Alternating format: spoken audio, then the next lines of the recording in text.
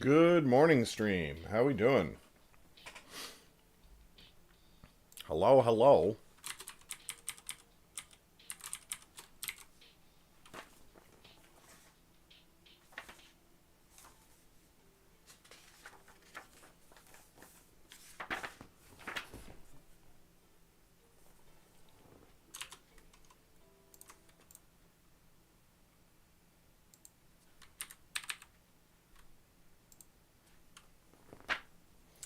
A little bit of a late start today.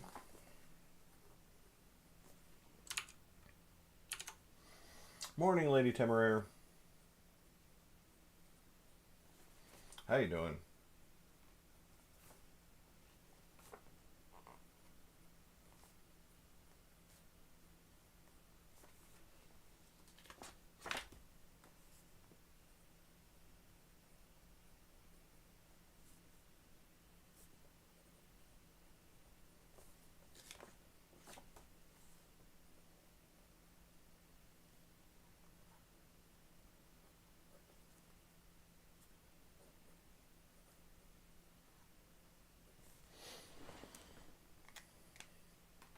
Well, that's a good start.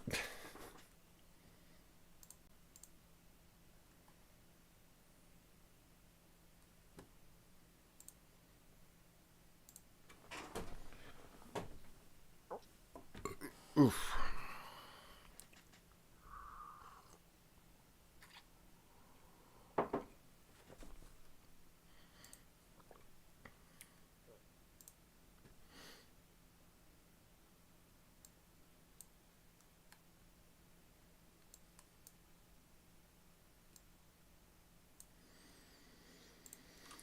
All right.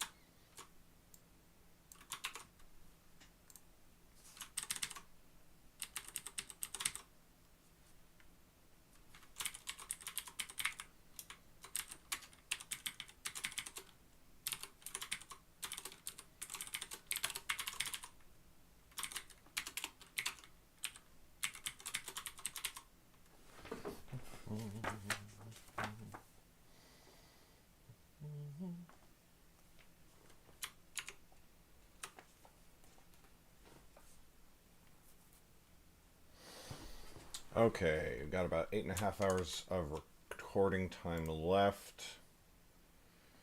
Oh, it's going to be tight this month.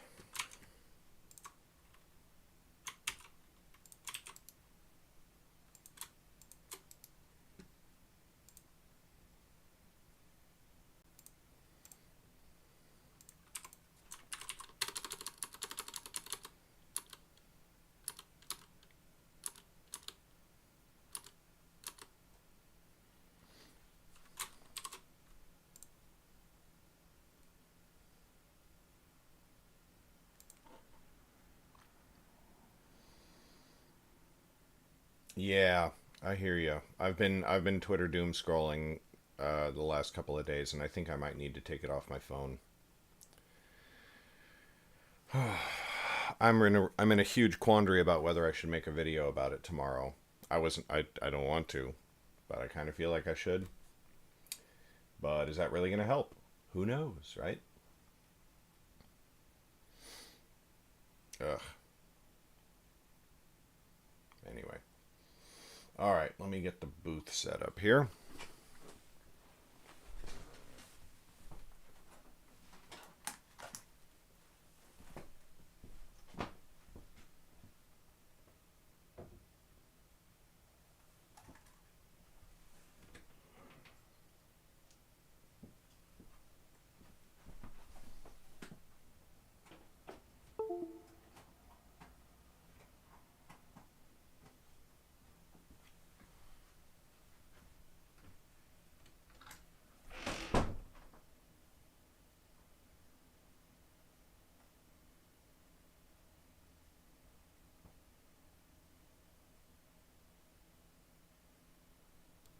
Check, check. All right.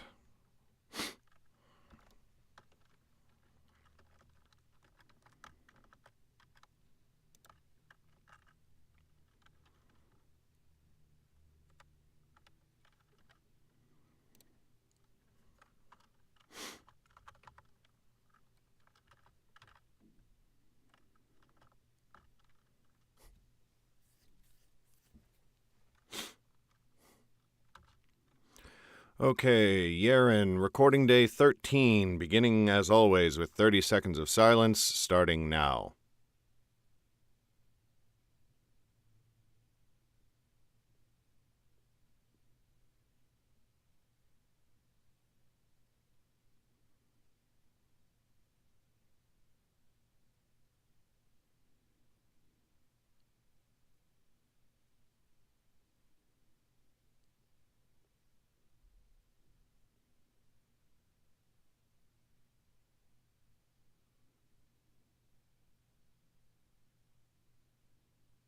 All right.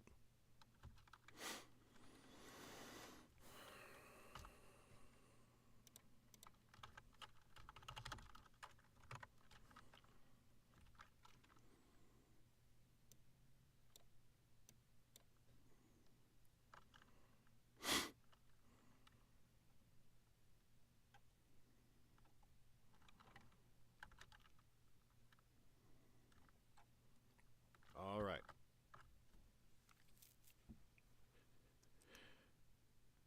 Chapter 24. Yerrin, Chapter 24. It was a sorrowful and bedraggled party that followed Weil into the sewers. There were only 2 royal guards left, aside from Joe, and that put their number at 13. Lauren had traveled many lands with royal guards left, aside from Joe, and that put their number at 13. Lauren had traveled many lands with only her friends beside her, and so it should have felt like a large group. But they walked beneath a city surrounded by enemies, one of whom had an entire army at his command. Against so many, 13 felt useless. At Lurst, army at his command. Against so many, 13 felt useless. At least 13 is a number of fortune, thought Lauren. Mayhap that is a good omen. But she could not quite make herself believe it. Soon Lauren was as lost in the sewers as she had been on their way in. Every tunnel and intersection looked the same.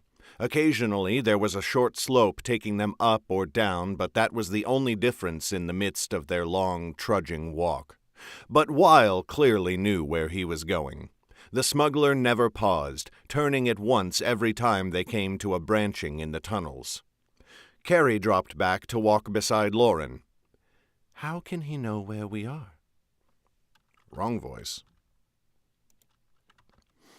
I'm actually going to give Carrie another listen real quick because...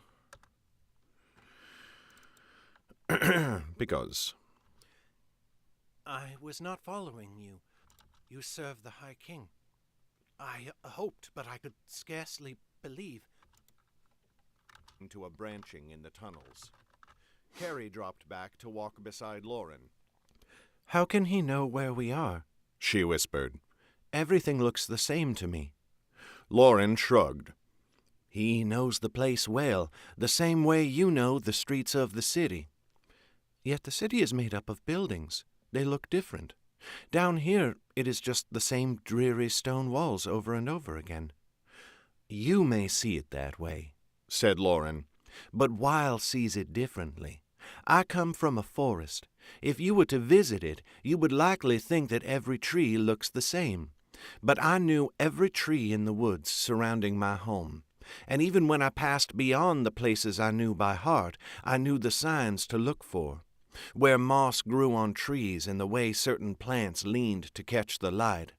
But when I came to a city for the first time, I was hopelessly lost, because every building looked like every other. Carrie nodded slowly. I suppose I can see the truth of that. Weil spoke suddenly from ahead of them. We are almost at the end, and forgive me for saying so, Your Grace, but not a moment too soon. I should like a very long rest after this is all over." June did not deign to answer, but Lauren smiled to herself. She could faintly hear a sound ahead of them, a murmuring, lapping noise, running water. They were near the river. Her dream sight struck her, and her steps stumbled. She had been near the river in her dream, when she had seen Damaris and Gregor, and Duris tied to the chair, dying, when she had heard Duris whisper the words, "Never again will June sit the Dortian throne." Lauren reached out, grasping, though she did not know what she was looking for. Her hand came down on Annis's arm, and she gripped it tight. The girl stopped and looked up at her in concern. "What is it, Lauren?" "We are in danger," whispered Lauren. I think it is a trap." Annis froze, looking down the tunnel. The others were a few paces ahead, and the gap was widening. Only Uzo was behind them, serving as a rear guard. He stopped short just behind Lauren, brow furrowing. "Nightblade?" he murmured. "Is everything all right?" Lauren looked back down the way they had come. Have you seen anything?" Uzo's frown deepened. "Of course not. No one is behind us." Lauren broke into a run, heading for the front of the group. Weil was in the lead, with Joe beside him. The king and prince were just behind. They all stopped at the sound of her footsteps, turning in alarm. "Nightblade?" said King Jun. "What is it?" Before she could answer, Wojan's shoulders came out of nowhere. "He's been bench pressing. They're huge." "Nightblade?" said. Before she could answer, Wojan's shoulders came out of nowhere. "He's been bench pressing. They're huge."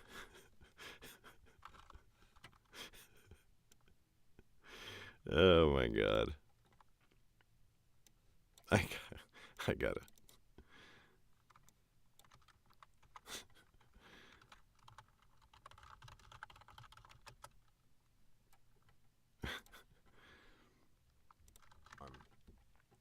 "Nightblade?" said King Jun. "What is it?" Before she could answer, Wojan's soldiers attacked. Warriors in palace uniforms came charging from a side tunnel up ahead. They screamed a battle cry, and the sound echoed from the walls until it was deafening. It struck all the party into inaction, and they stood for a moment, dumbfounded as their foes approached. All but Zhou and Xiun. They leaped to the fore, weapons ready. Xiun caught Weil by the collar and threw him backwards towards the others before she drew an arrow and fired. The shaft spread.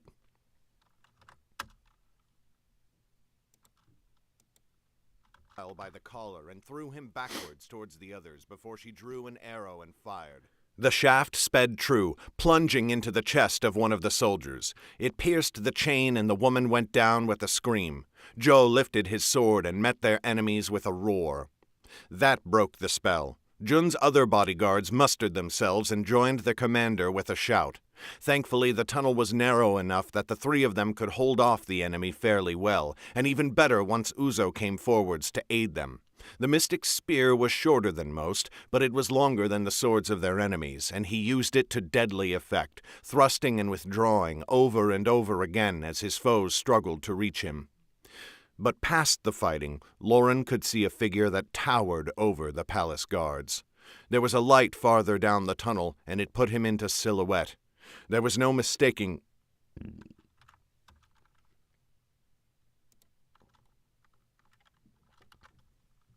Govy.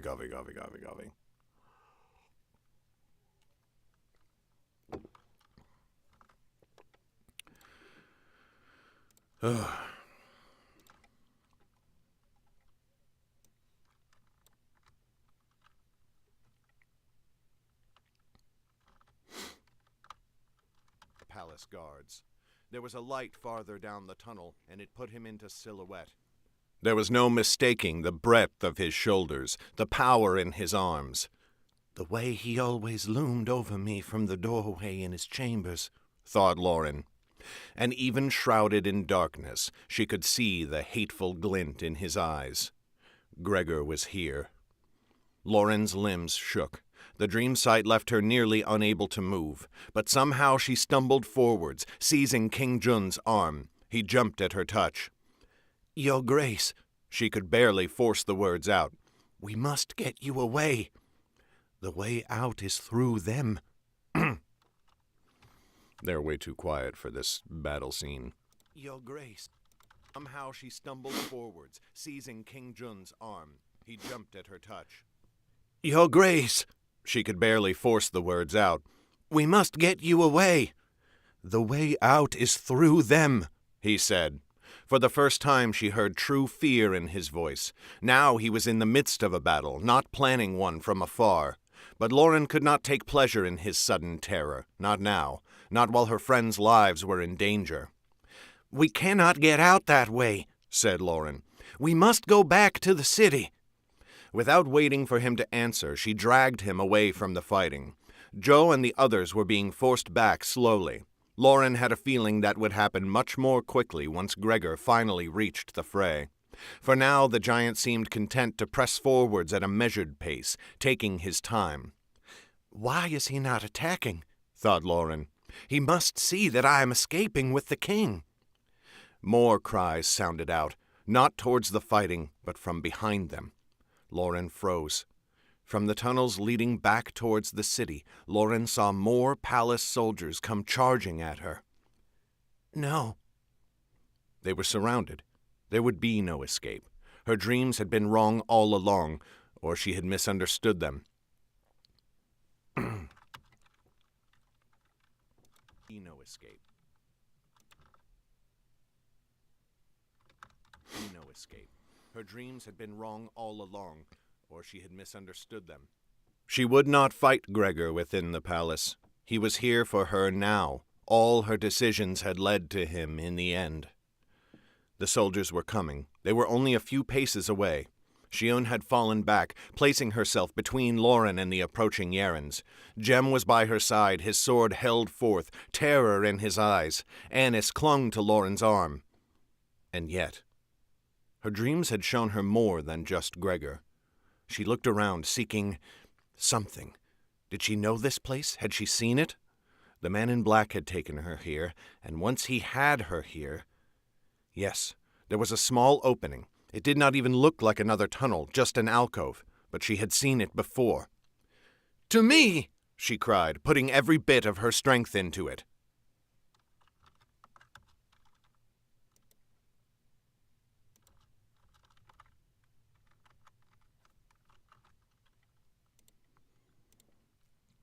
"To me!"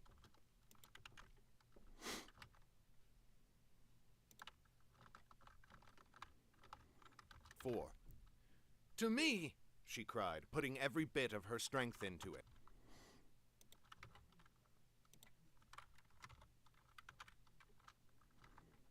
4. "To me!" she cried, putting every bit of her strength into it. For a moment it seemed that the fighting paused, and her friends glanced back at her. "To me!" she cried again, and dived into the alcove. It opened up into a small side tunnel, just as Lauren had known it would. She followed it, dragging Jun behind her, and he pulling Senlin.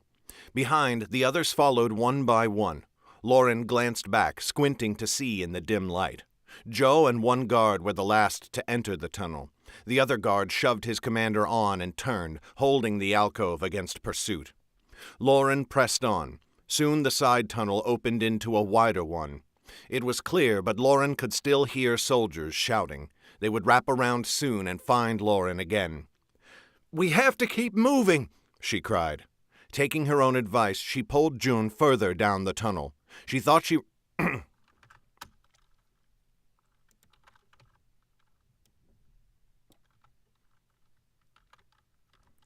soon and find Lauren again. "We have to keep moving," she cried. Taking her own advice, she pulled June farther down the tunnel. She thought she remembered it now. She only had to keep going this way until... Bent great. Left. She saw it, sticking out of the wall just as it had in her dream. She turned left and pressed down the tunnel. How do you know where we are? Sticking out of the wall just as it had in her dream, she turned left and pressed down the tunnel. How do you know where we are? Said June. It is enough that I do, said Lauren. Do not stop. Suddenly footsteps, too close. Lauren turned, but not fast enough. Gregor came charging from a side tunnel. Lauren did not see any other Yerrin soldiers with him, but he did not need them. One ham-sized fist crashed into Prince Senlin. The boy flew across the sewer, striking the wall opposite. He slumped to the ground. Most of them cried out, but King Jun was loudest. Before Lauren could react, he ripped his arm from her grip and attacked. He had no weapon, but then Gregor had not drawn his own yet. Mayap Jun thought he did not need one. Gregor seized the king by the throat. His fingers wrapped all the way around the back of Jun's neck, and he squeezed. Jem had fallen on his knees by Senlin's side, weeping. He lifted the boy up into his arms, trying to pull him out of the muck. But then Senlin coughed. Lauren stared in amazement. The boy lived. Joe cried out and attacked Gregor, who still held the king. Joe's sword came flashing down, but Gregor moved fast, faster than a blink, and drew his own weapon. It licked forth, parrying Joe's strike, and then Gregor's foot lashed out. It struck Joe in the chest, and Lauren heard ribs crack. The bodyguard grunted as he fell on his back. Shion had moved to get a clear shot, and now she fired. The arrow pierced Gregor's arm through, but the giant did not even react. "Stop!" cried Annis. "Gregor, stop! I command you!" It was a desperate ploy, and it did not work, and now Gregor's sword was free. He slammed June into the wall and plunged his blade into the king's chest. Such was the force of the blow that the sword pierced the stone wall behind him. June jerked, and then his whole body went limp at once. Carrie screamed, the piercing echo of it rebounding from the stone walls in a chorus. Lauren found herself by Jem's side, though she had not remembered moving there. She was helping him up, helping Prince Senlin as well. She was pulling them back, away from the giant. Come, we must flee, she said. We must flee. Where was Chet? She saw him now, standing in support of Uzo, but a step back, his limbs shaking. It seemed he might drop his staff at any moment. Uzo's spear was steady, however, as he advanced on Gregor. Shion was behind him, knocking another arrow. She loosed it, but this time Gregor saw it coming. He dodged, and the shot went wide. Gregor attacked again. Uzo expected him to use his sword to deflect the spear. Gregor caught the spear in one fist instead. His sword came from the other side, and it almost caught Uzo in the neck. But the spearman released his weapon and tumbled backwards. Shion loosed another arrow. It hit Gregor's chest, but his armor repelled it.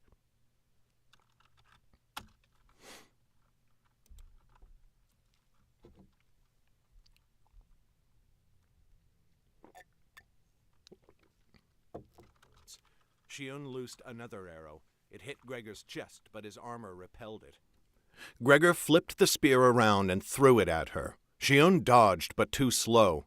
The spear struck her in the side. It did not run her through, but the sudden weight of it made her pitch forwards to the ground. Sky above! No! thought Lauren. Her hand tightened on the handle of her dagger.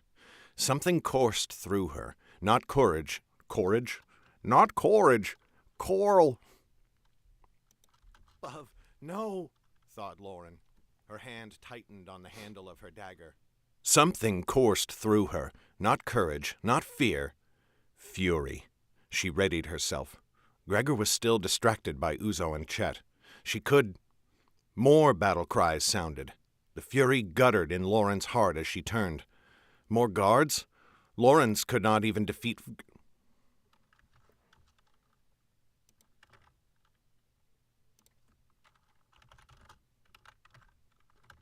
More battle cries sounded. The fury guttered in Lauren's heart as she turned. More guards? Lauren's party could not even defeat Gregor on his own. If his soldiers had arrived to help him... Dreamsight froze her in place as red cloaks flooded down the tunnel towards them. Mystics. Lauren could hardly move. Her anger...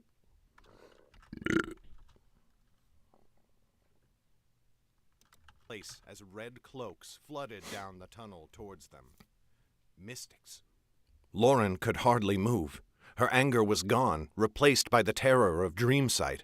There was Cal, just as she had seen him, charging at the head of his soldiers. A rage was in their voices as well as their eyes, and they had drawn their swords. But they were not charging at Lauren as they had in her dream. They scarcely seemed to notice her. They ran straight past her and attacked Gregor. The giant was forced back step by step. In moments he had retreated down the same side tunnel from which he had appeared. Senlin was on his feet now, and Lauren looked at him. She tried to ignore her own shaking hand. "Your Excellency," she said, "are you all right?" "Yes," he said, shaking his head. "I was only stunned for a moment. His words choked off as he stared. Lauren followed his gaze. There was his father, still slumped against the other side of the tunnel. Lauren stepped in front of him. "Your Excellency." "No," he whispered. "No. Father." Lauren tried to think what she could say, what words would convince him to move. But before she could, a rough hand seized her shoulder and hauled her around. She found herself face to face with Cal.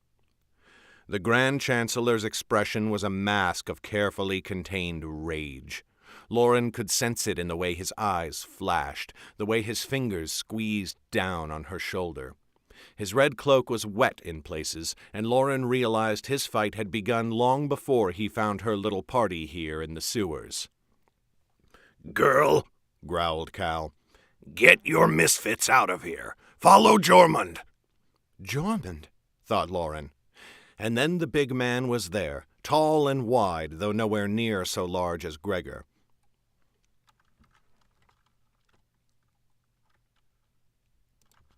Jormund, thought Lauren.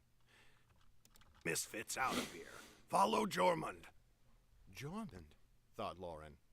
And then the big man was there. Tall and wide, though nowhere near so large as Gregor, the mystic appeared from behind Cal as if by a spell.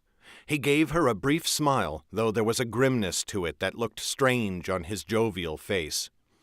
"Out of the sewers," said Cal. "Now!" Then he turned and joined his mystics in the fight. More screams told Lauren that the rest of the palace guards had found them, and the sewers were now home to a pitched battle. Senlin pressed forwards, trying to reach his father, but Lauren and Jem held his arms, drawing him away. He fought them, but then Carrie swept in, and she took Senlin into her arms. "Your Excellency," murmured Carrie, "he is dead. I am sorry, but you must go on. We must get you out of here." Uzo and Chet joined them, and they had Shion slung over their shoulders. Shoulders today. It's all about the shoulders, and the soldiers, and the soldiers' shoulders. Ugh. "He is dead. I am sorry, but you must go on. We must get you out of here." Uzo and Chet joined them, and they had Shion slung over their shoulders. At first, Lauren thought someone had pulled Uzo's spear from her, but then she saw wood protruding from the wound. It must have broken when she fell. Chet's face was elf-white, and his eyes were skittish. "Joe?" said Lauren. Uzo glanced back. "I did not see him." "Go to him," grunted Shion. Her gaze drifted, going here and there. Lauren thought she must be in shock. "I am the..." Her gaze drifted, going here and there. Lauren thought she must be in shock. "I am useless anyway. Leave me here. One of the others can haul me out." "Stop talking," said Lauren, more sharply than she had intended. "We are not leaving you here. Jormund, go find the king's bodyguard. If he is alive, we need to bring him." Jormund seemed a bit taken aback, but after a moment he went to do what she said. Shion laughed, though her eyes still wandered. Good, Commander." "Save your breath," said Lauren. Jormund soon reappeared. Joe was breathing but unconscious, and Jormund had lifted the bodyguard over one shoulder. Now he and a squadron of 8 more mystics escorted Lauren and her friends through the sewers. They pressed on the way Lauren had been leading them before the attack. Soon enough he saw a bronze plate set in the ceiling. Bronze plate.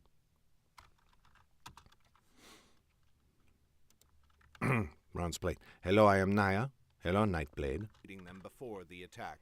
Soon enough, he saw a bronze plate set in the ceiling. Through the sewers. They pressed on the way Lauren had been leading them before the attack. Soon enough, she saw a bronze plate set in the ceiling. Bronze plate, right. Turn right, she said. Weil frowned. That way does not lead to... I said right, Lauren said. She pressed on, ignoring the smuggler. The rest of them followed her after only a moment, with Jem and Annis giving her odd looks.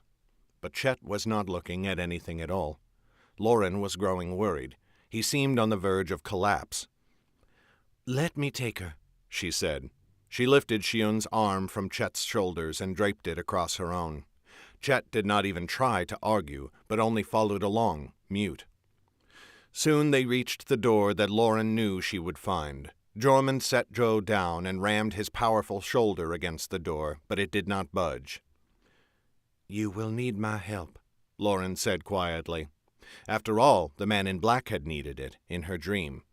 Jim? The boy had been walking with Prince Senlin, consoling him, but he came to take Shion's arm as Lauren helped Jormund with the door.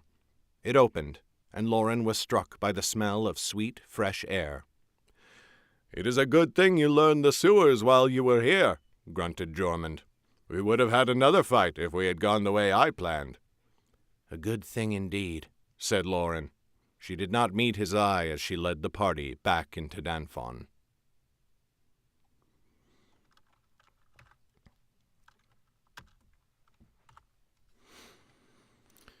Chapter 24 done.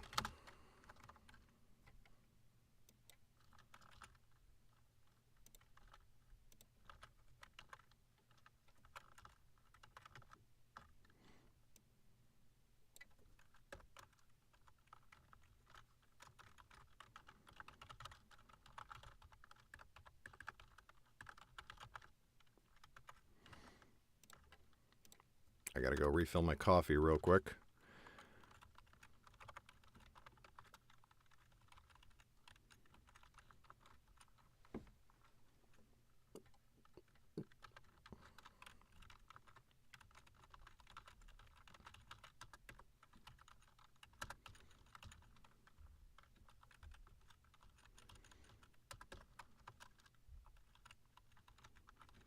Be right back.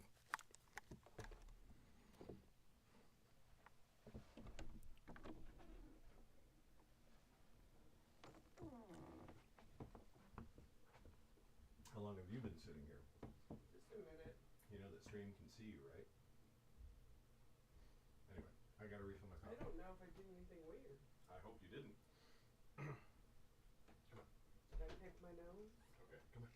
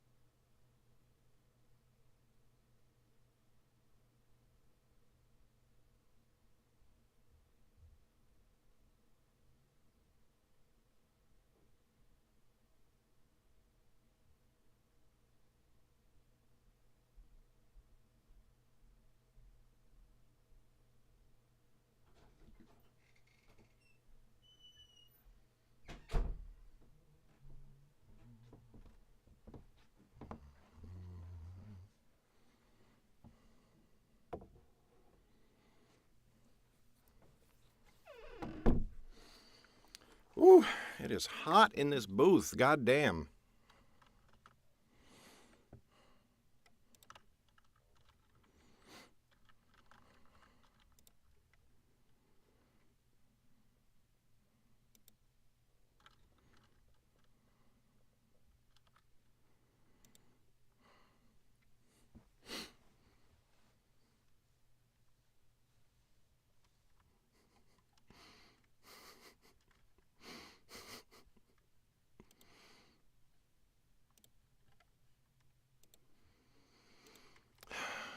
People in my Discord are the best.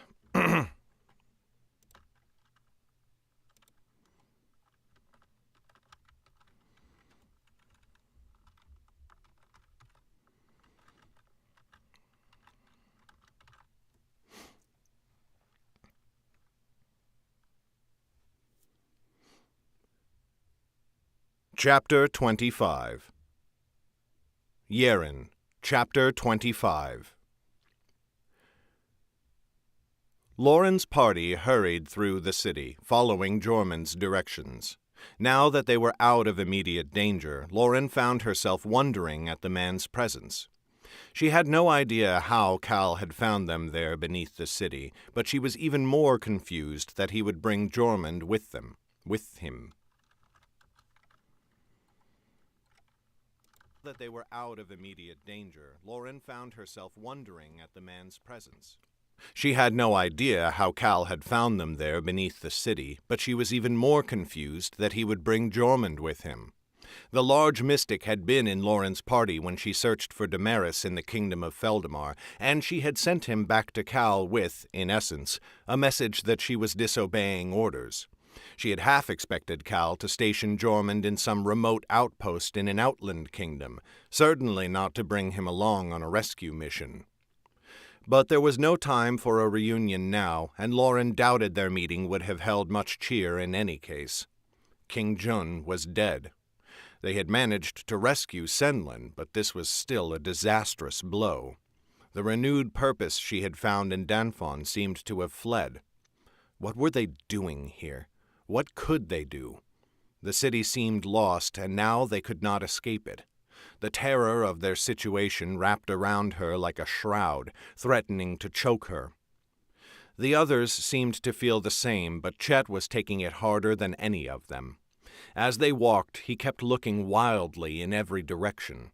At any sudden sound, he jumped.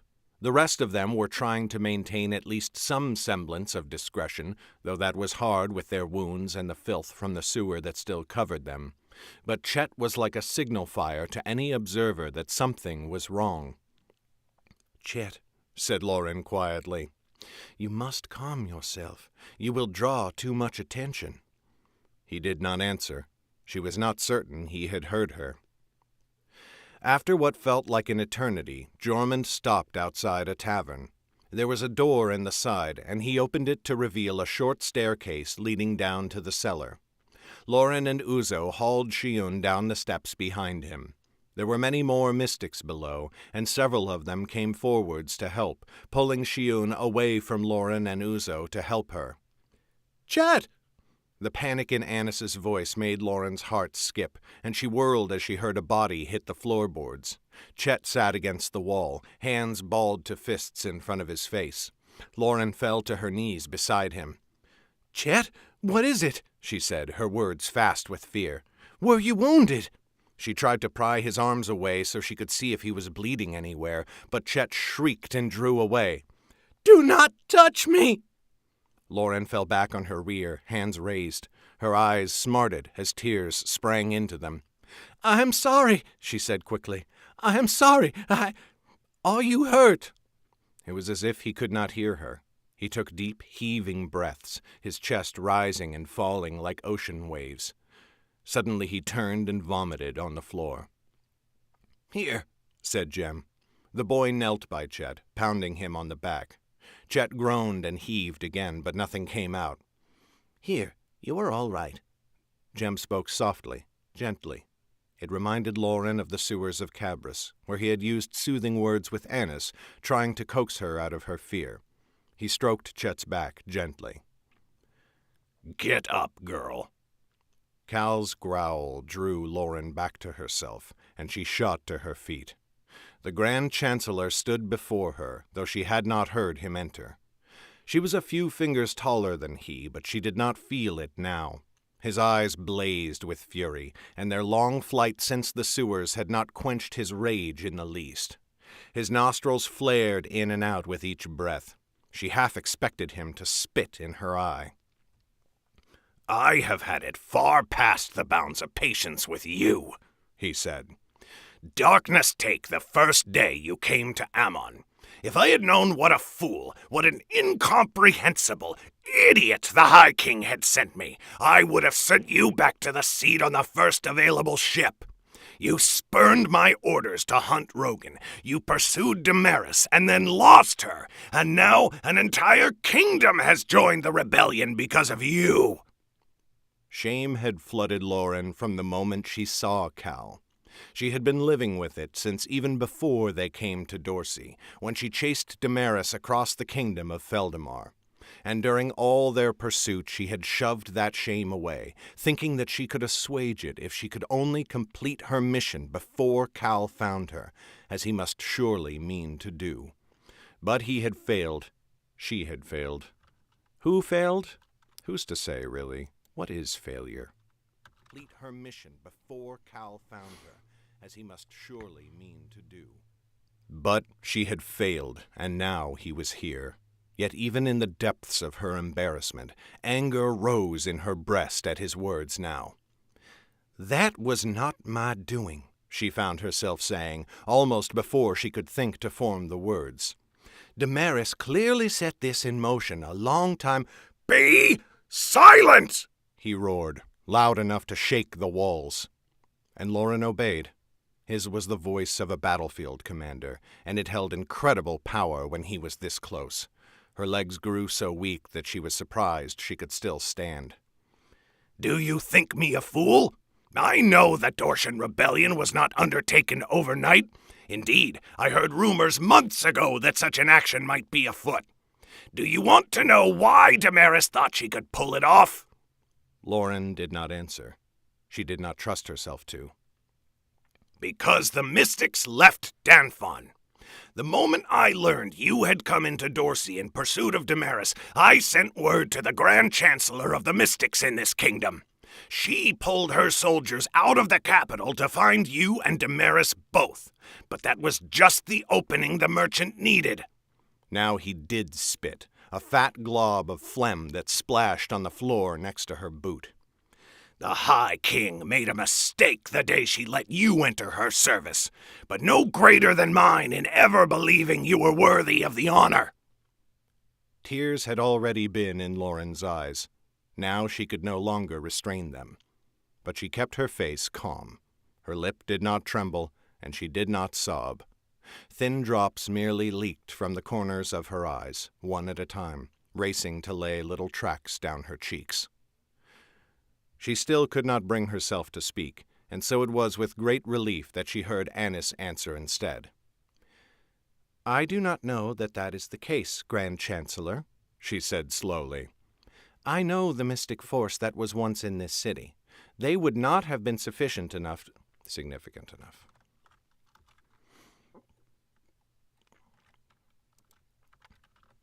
Cal is the motherfucking worst person. He is not a good man," she said slowly. "I know the mystic force that was once in this city. They would not have been significant enough to deter—" "You may shut your mouth as well," said Cal. He stepped past Lauren, dismissing her as he went to Annis. Now he did loom, for he was taller than the girl, but Annis kept her back straight and did not cower. "I knew from the moment I met her that Lauren was a naive thing, but I thought you had at least some glimmer of intelligence. Indeed, when I allowed you to go with her, I thought you might have some positive influence upon her. I suppose I should have known that it would be the other way around." The room grew deadly quiet. Annis's eyes sharpened. Not for the first time in recent days, Lauren thought she looked strikingly like her mother.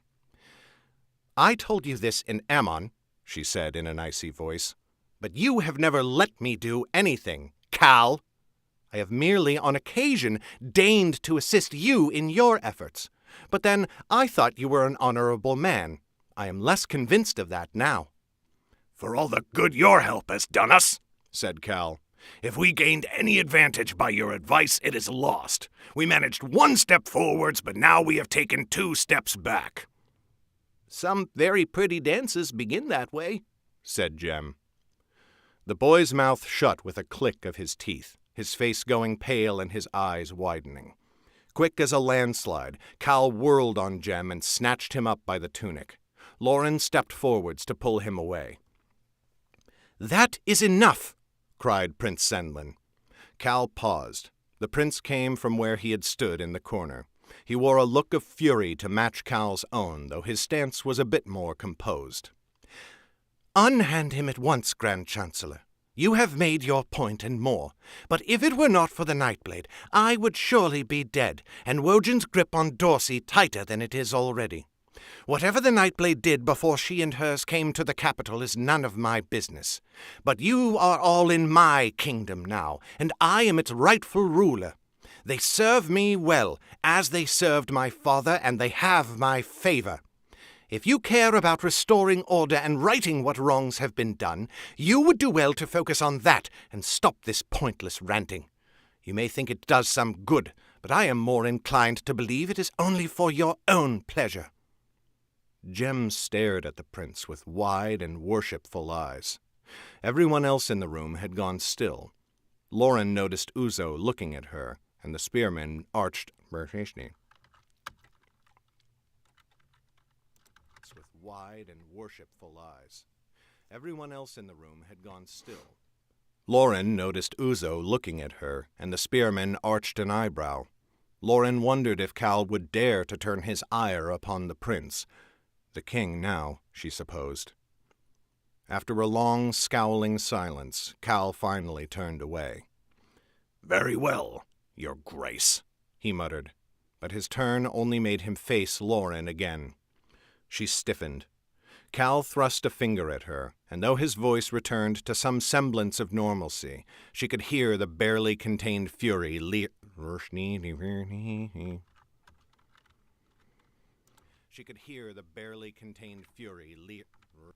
Cal thrust a finger. Coffee.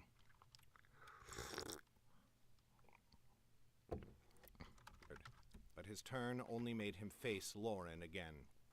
She stiffened.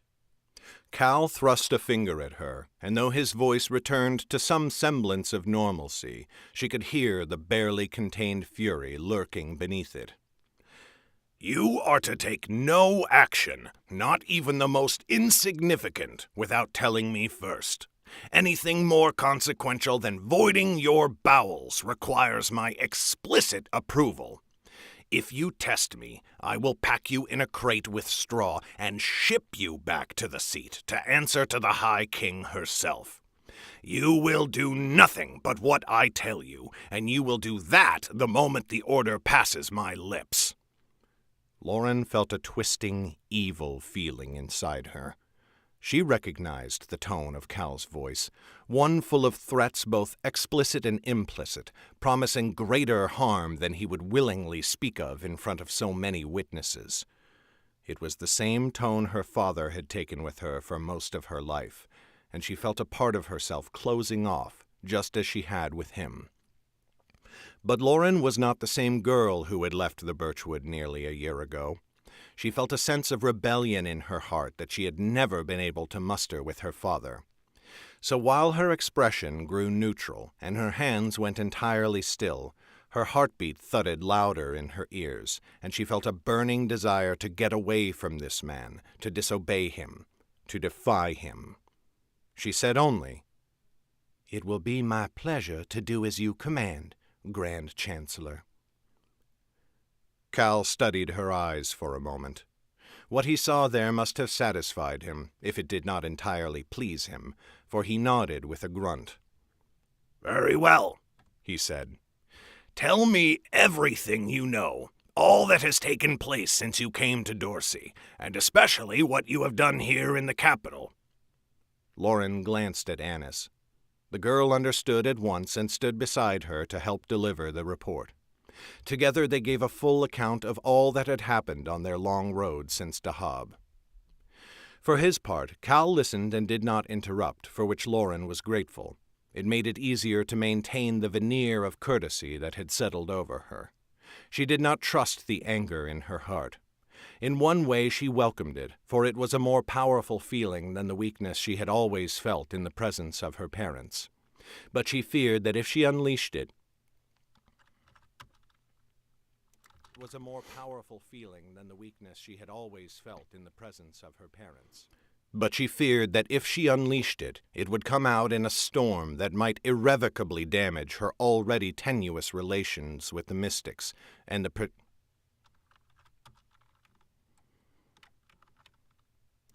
was a more powerful feeling than the weakness she had always felt in the presence of her parents. But she feared that if she unleashed it, it would come out in a storm that might irrevocably damage her already tenuous relations with the mystic and the precarious position of power she held. When they caught him up to the present moment, Cal stood for a long time, pulling his beard in thought. Lauren and Annis glanced briefly at each other. "Our objective seems clear," said Cal at last. "We must restore Prince Senlin to the throne, and as quickly as possible." "Very well," said Lauren. They had intended to flee the city, but Cal's objective seemed far more reasonable now that they had the mystic's strength of arms. "How shall we do it?" Cal's scowl returned. "I shall determine that, and I shall call upon you if I decide I require your help. In the meantime, you and your friends have quarters here. Go to them and do not leave for any reason. And someone clean up her lover's sick before it stinks up the whole place beyond hope of cleansing." Lauren very nearly struck him, but she forced herself to remain civil, for a moment longer at least. "As you wish, Grand Chancellor." She motioned to Jem, who helped Chet rise, and together with Annis, Carrie, and Weil, they left the basement.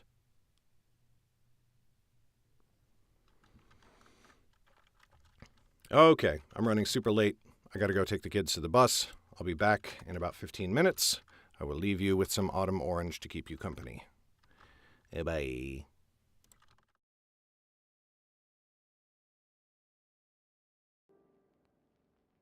I'm proud of you for maintaining your sense of self through all this. It's difficult sometimes when one is pulled by things greater than ourselves.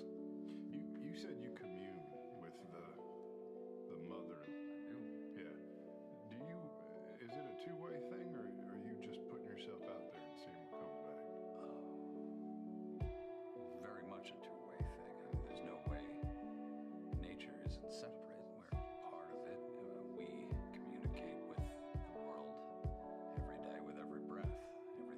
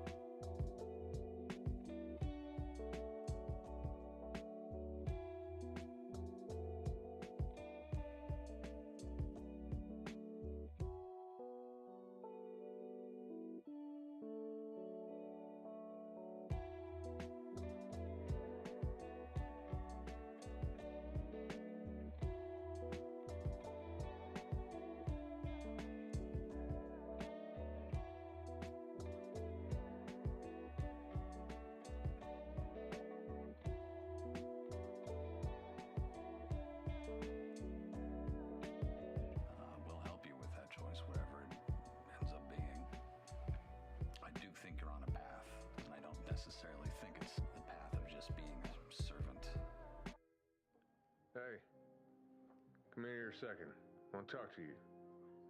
What do you need? So you said you grew up in the Menagerie Coast, right? Around hoity-toity human folk. Yep. You walk around like you got something to prove? Is that what it looks like? From where I'm standing, yeah.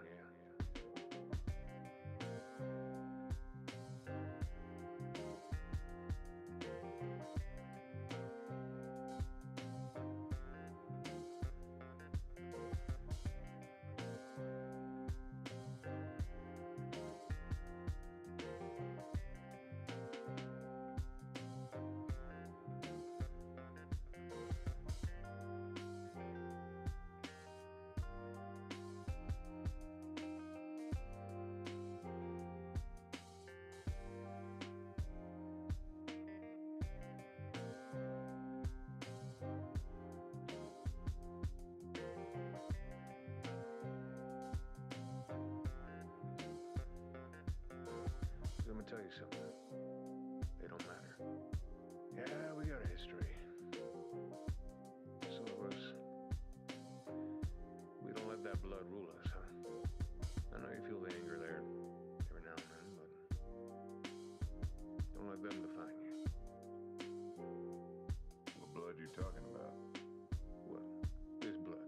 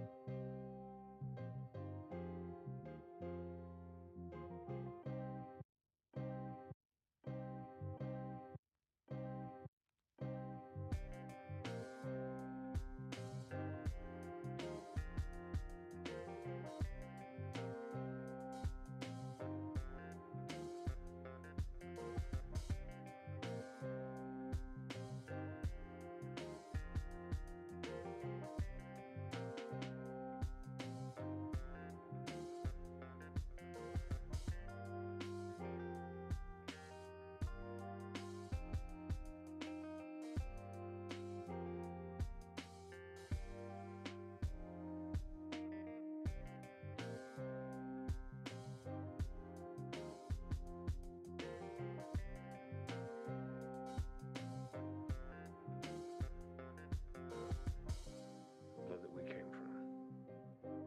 Don't be ashamed of that. I appreciate you looking out. I'm just saying.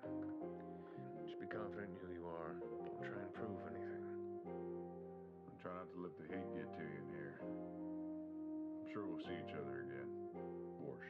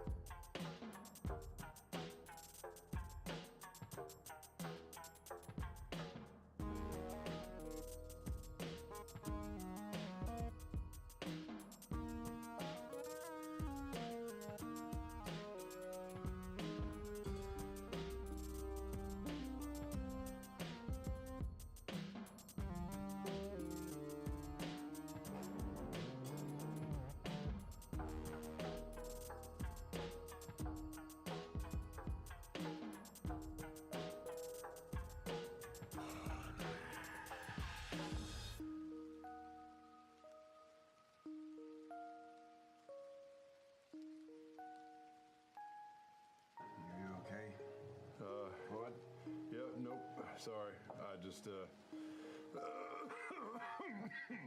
was... yes, sorry. Go back to sleep. Everything's fine.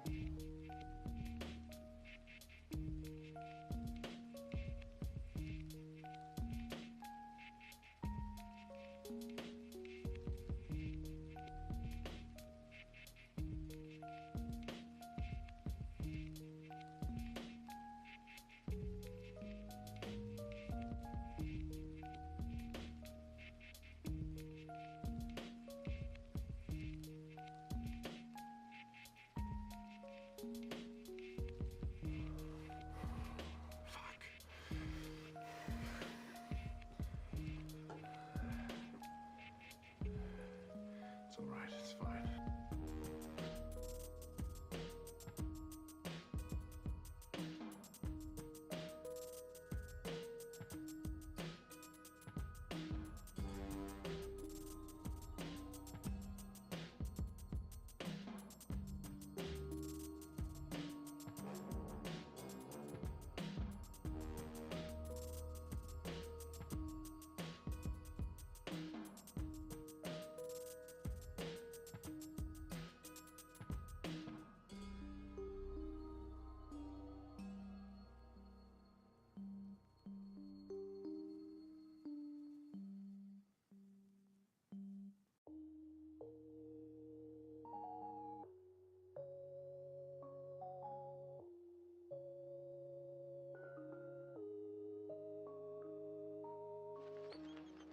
Oh, well, that was nice. Wasn't it? It really was. I'm glad we're here. After you.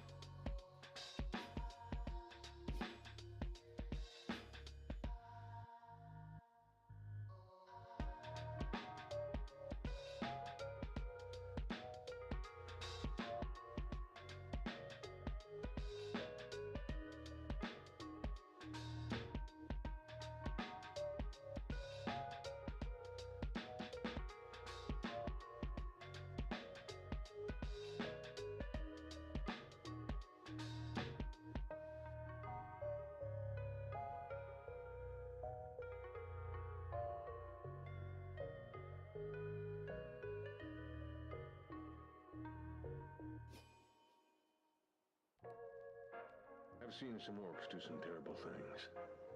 I've seen them be violent and angry, unfair. But hell, if I haven't seen plenty of humans, dwarves, elves, half-elves be the exact same. It's all perspective. It's all about the other.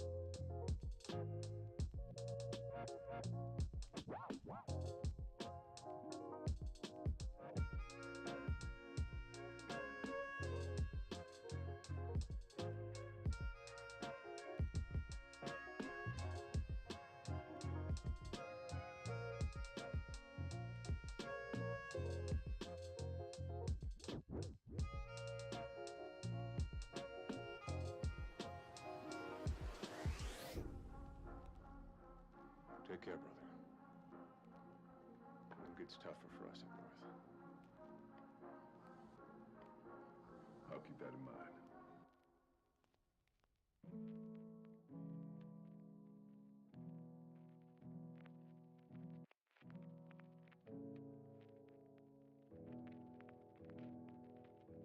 I found myself reinvented when I woke up on that shore. When I wake up at night, spitting up water, it's reminders of a time when the rest of my life no longer mattered, didn't apply. I didn't care for that life, didn't care for me. I prefer to leave it in the past. It's not that I'm hiding anything from you. I don't want to bring things from my old life into this one.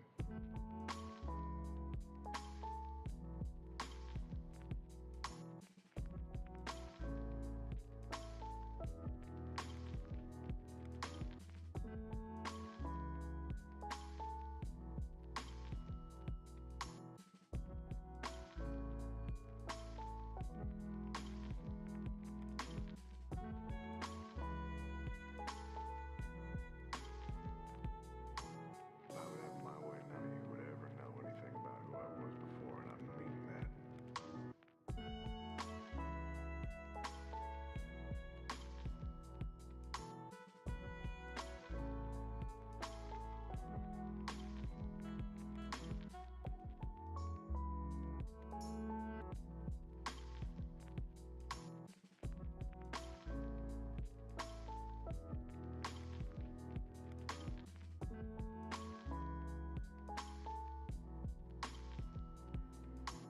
I feel like sometimes you hold on to things that make you who you are, and if you lose those things, you can fall free.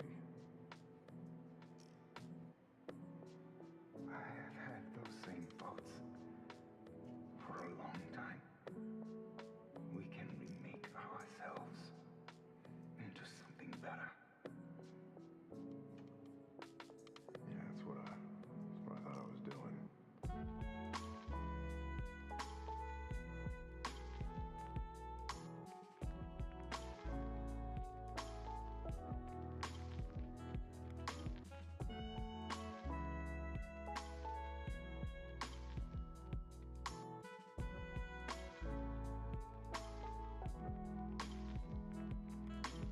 Let me come to you, and I will feel less like I've had something taken from me. Let me find a way to tell you.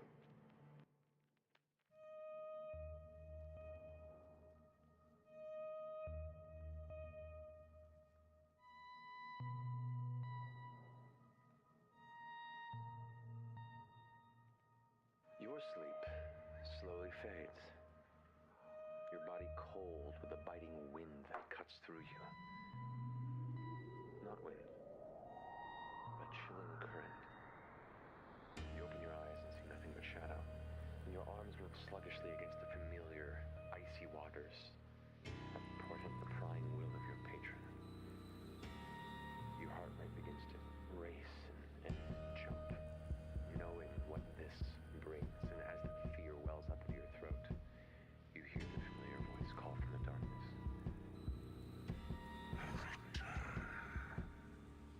The orb that remains embedded within your body, shining through the skin like a dull lantern. You look up from your chest to see the gargantuan lid of the familiar spotlight-like yellow eye.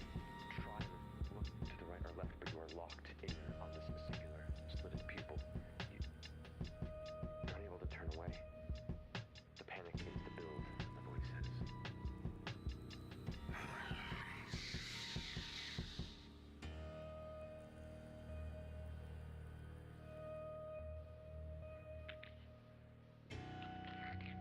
This heavy, resonant, tearing sound begins to fill the space around you. As tendrils begin to emerge from the pupil of the giant eye. Snaking vines pushing through it, pulling the eye apart from the center. An emerald light pouring through the gaping hole.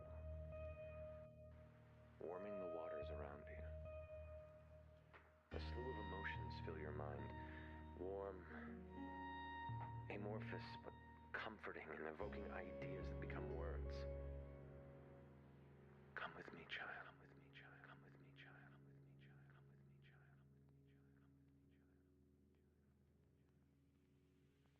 Come with me, child. Come with me, child. Come with me, child.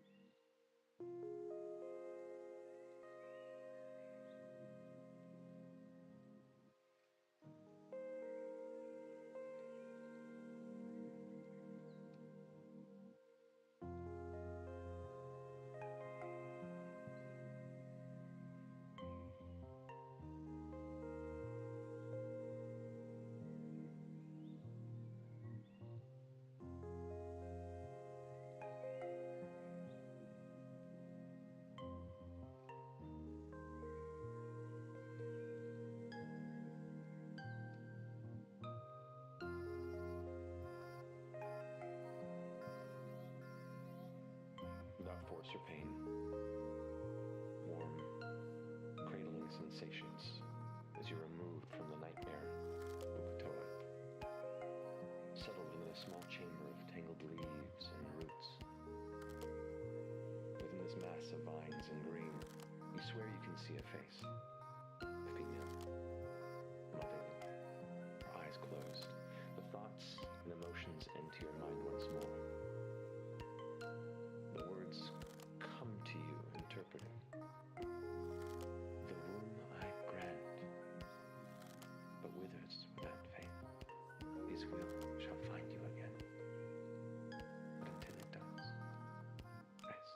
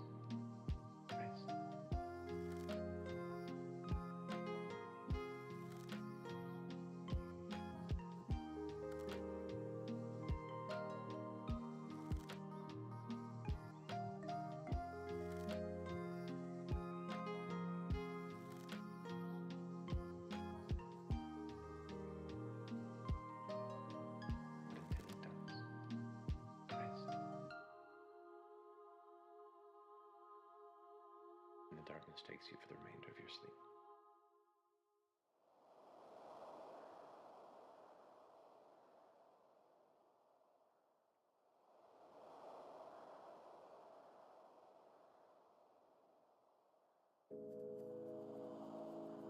So, last night while we were sleeping, I had this dream like I do.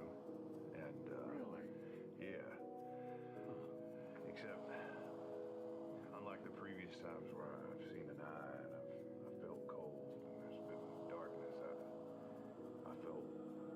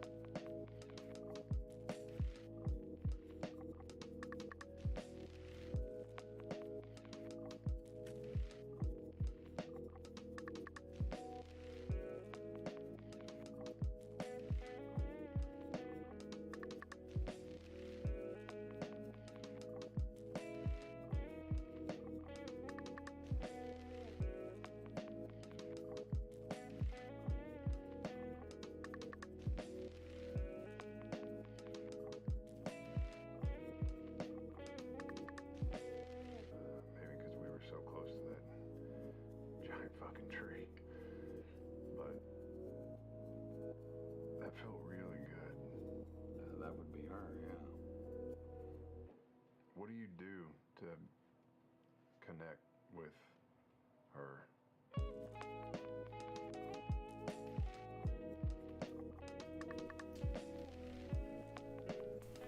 Okay. We back.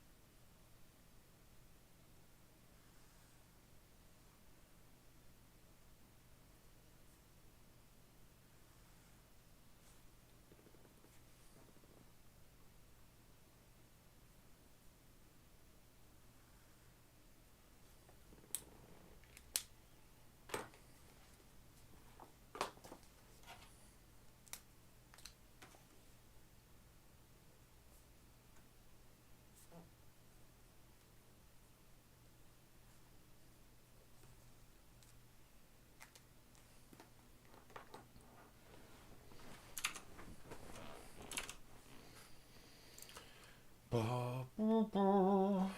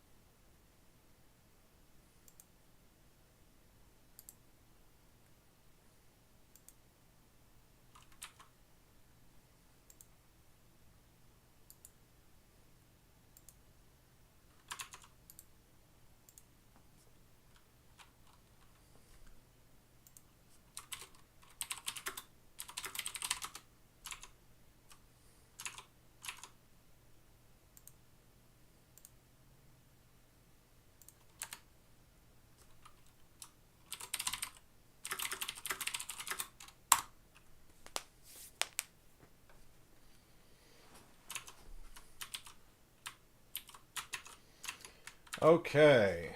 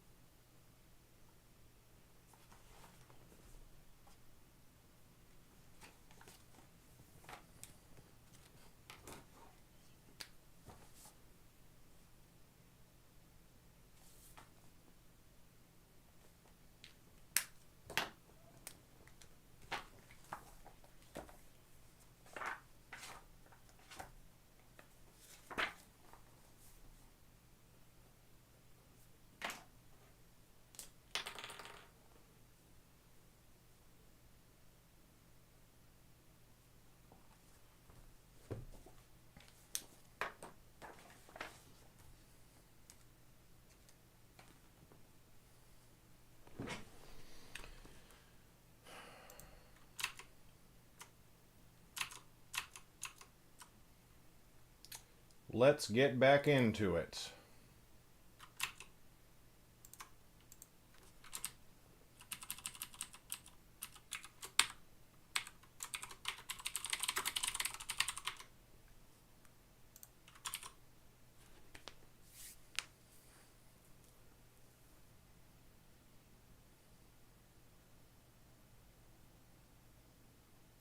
Yeah, let's go. Let's do it.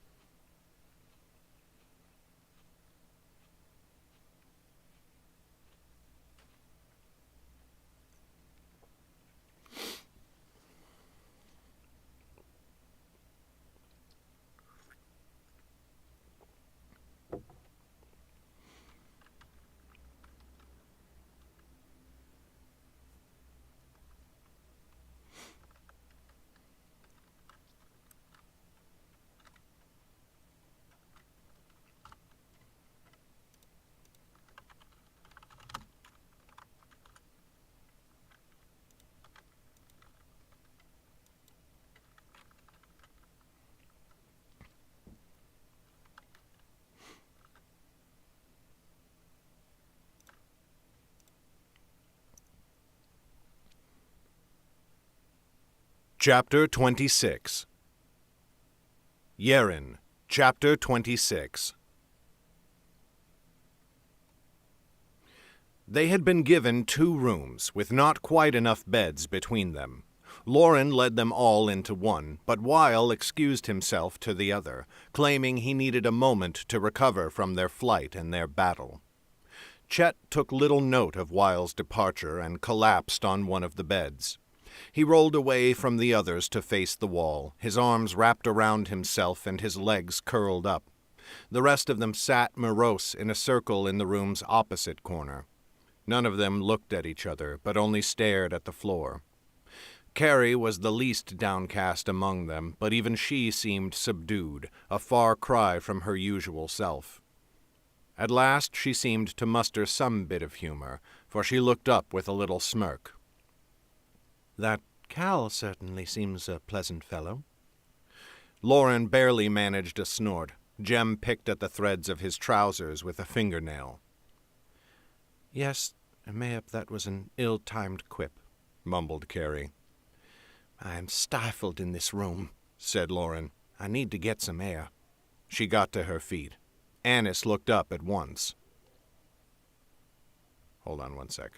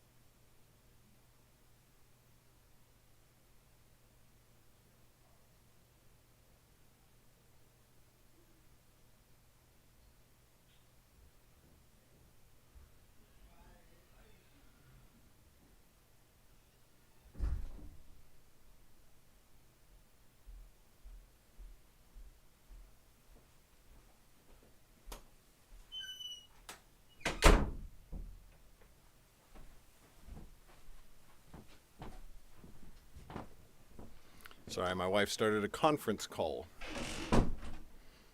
And she talks on the phone very loudly. "I am stifled in this room," said Lauren. I need to get some air. She got to her feet. Annis looked up at once. I am not certain that that is a good idea, she said carefully. Because of Cal, said Lauren. I could not care less what he thinks. But she could not stop herself from thoughts of her father. Always she had been quiet and compliant when he was nearby, when he was within striking distance. Rebellious thoughts had only come when he left her alone. Her current mood was far too similar, and it left a bitter taste of self-loathing in the back of her throat. I am not the same girl who left the birchwood, she told herself. Cal will discover that, and soon. At least you should not go alone, said Annis. Lauren expected Jem to volunteer, but to her surprise, Carrie spoke up before the boy could. I will accompany her, she said. I could use a moment's fresh air as well, especially after those sewers. She rose to her feet. Lauren gave her a grateful nod, which Carrie answered with a smile before following her out of the room. They were on the ground floor of the inn. The hallway to their left led to the stairway down to the basement, and beyond that it bent around to reach the common room.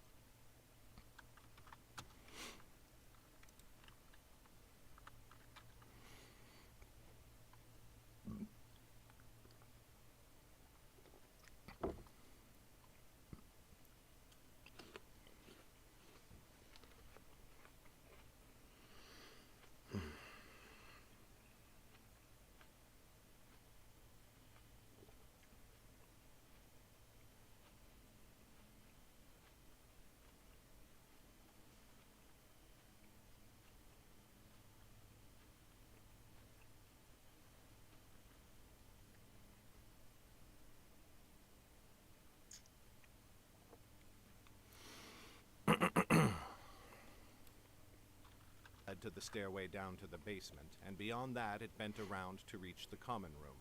But to the right it ran to the inn's back door. Apparently the innkeeper, whom Lauren had not yet met, was some contact of the mystics. She turned left and led Carrie to the back door.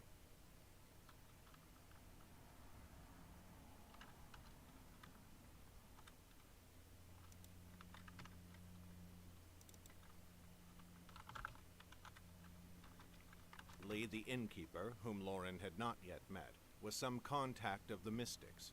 She turned right and led Carrie to the back door, and was pleasantly surprised to find Uzo there. Uzo, said Lauren. I am surprised to find you on guard duty. Certainly you did not... Uzo, said Lauren. I am surprised to find you on guard duty. Certainly you did not expect me to be resting, said Uzo, giving her a little smile. I half thought you might be imprisoned, said Lauren. Cal may not know exactly how to deal with me, but you are one of his soldiers. He can punish you how he sees fit. Yet I was only following orders, said Uzo. Or at least that is how the Grand Chancellor sees it. It does not do for a commander to punish his men for following the order of their officers. I suppose not, said Lauren. She dropped her voice. How is Shion? She is as well as can be expected, said Uzo. Healers are tending to her, and she will survive. Good, said Lauren, relief flooding through her. She could not have borne it if she had gotten the woman killed. Now, if you please, let us out. Uzo paused for a long moment, his mouth twisting. Are you performing some errand for the Grand Chancellor? Because he told me that no one was to leave the tavern this way, particularly not you. Lauren's hands went to her hips. I wonder, did Cal explicitly remove you from my command? Uzo froze, and then his lips split in a broad grin. I suppose he never did, at that. Then you had better let me through. In fact, I order you to do so. After all, a commander wants his soldiers to follow the orders of their officers, does he not? Uzo looked towards the ceiling, hiding a smile. So I have heard it said. He opened the door and stepped aside. Lauren gave him a grateful nod and left, closely followed by Carrie. Beyond the door was the inn's back alley. It heard a football. Lauren gave him a grateful nod and left, closely followed by Carrie. Beyond the door was the inn's back alley. It held a large rack of barrels on their sides, several rows high. They likely contained ale, and there was a lowering mechanism to remove them when the innkeeper needed them. Lauren began to climb the rack towards the roof. Carrie paused for a moment, looking up at her with arms folded.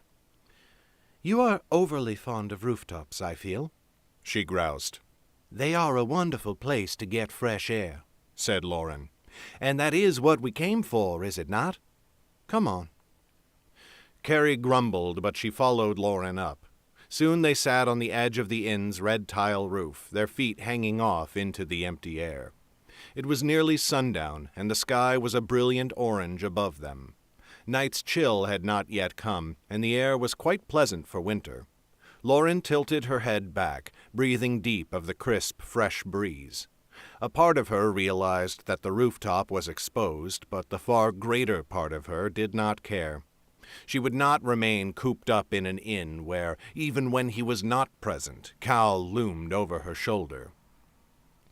Silence hung between the two of them as they watched the sun lower itself towards the mountains.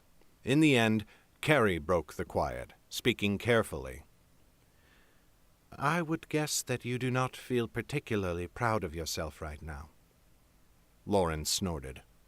She thought of Cal's accusations, that Damaris had escaped because of her, and that her actions had inadvertently led to Dorsey's capitulation.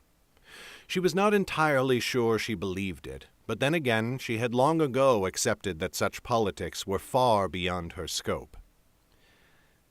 "Not exactly," she said at last. "You should," said Carrie. "Cal is wrong." Slowly Lauren shook her head. "I do not think so. He may have overreacted. That has always been his way. But my actions were far from perfect." Carrie turned to her, and she did not move until Lauren at last turned to meet her gaze. "And do you think he is perfect? That he has never made an error? That he does not still make them even today? Everyone makes mistakes. Even if he is right, which I do not think he is, then he is at least complicit in your actions. If perfection which I do not think he is, then he is at least complicit in your actions. If perfection is the goal, everyone is a failure." Lauren held Carrie's gaze for a moment, studying her dark brown eyes. It was Lauren who turned away first. "Some failures are greater than others." Carrie let those words hang for a moment. When she spoke, it was not to argue. "My parents were healers. When I was growing up, I saw them tend to others. They would not refuse care to anyone, and countless souls came to us for poultices, to have wounds sewn shut or bones set. I told you already that I was sick of the way Jun began so many wars. Part of the reason was that I would have to see my parents face his casualties. True, we were always far from the battlefront, but some soldiers returned with lingering wounds, and other injuries were related to the war effort, those who made weapons or constructs of war. After a time, I began to feel that my parents were somehow to blame, at least in part. They never did anything to prevent the wars, though I suppose it was mad to think that they could. But even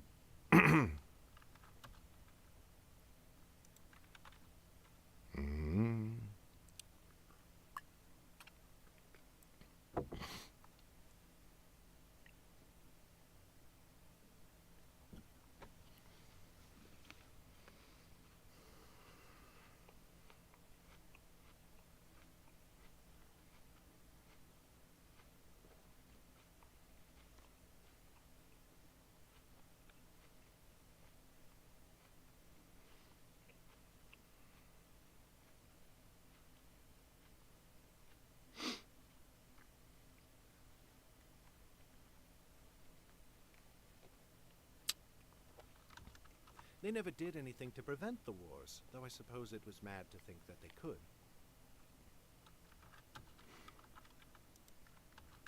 They never did anything to prevent the wars, though I suppose it was mad to think that they could. But even in doing their duty, they would heal people who would only go back out to join the war again. But in the end I realized they had learned a lesson a long time ago, a lesson that I myself would not learn until later. It is the most important lesson of a healer, and it is something I have tried to keep in mind as I practice the art of the apothecary. Carrie fell silent. The air was growing colder, and she rubbed her hands together to warm them. Lauren knew it for a cheap tailspinner's trick, but she could not help a smirk and a snort. "Oh, go on," she said. "What is the lesson?" Carrie smiled at her, but it was tinged with sadness. "Everyone makes mistakes, and sometimes grave ones. But the people who do the most good in life are the ones who keep trying, not in penance for what they have done wrong, but because they wanted to do the right thing in the first place. Penance is no worthy goal, not truly. Misdeeds are inevitable, but if we only try to correct them, we forget all the good we can do in life. I have only known you a short while, and I do not know what you did before you came to Danfon. But from what I have seen, you always do your best, and you fail less often than you succeed. Cal may try to pretend that he is better than you, but if he does, he is a liar." She fell silent, and this time Lauren did not prod her to continue. Carrie's words echoed in her mind, a gentle counter-argument to the thoughts she had been plagued with ever since Yawamba. She did not know if she agreed with the girl. After all, though Carrie might be the same age as Lauren, she had not seen the things Lauren had. It was hard to feel that she was doing the right thing when the 9 kingdoms only seemed to slip further and further into chaos with every action. Lauren looked up at the mountains again, taking a deep breath and releasing it slowly. Then she pushed herself up from the roof. "Come," she said. "We had better leave. Cal might come to fetch us from our room, and if he finds me gone, he may have a conniption." Carrie snickered. "I know a medicine for that." But she followed Lauren down to the ground.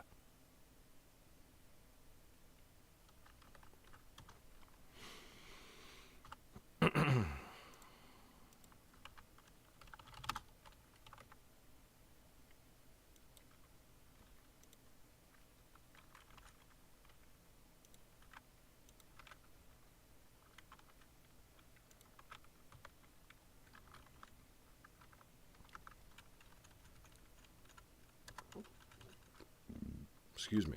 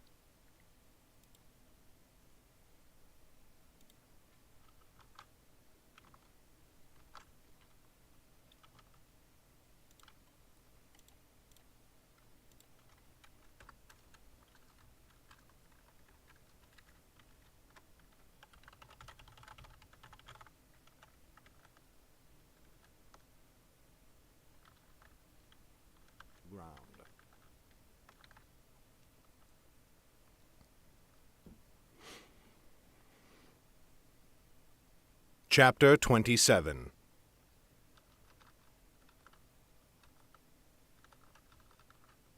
Yerrin, Chapter 27. They slept fitfully that night. The day's battle had passed, but it had left its mark on all of them.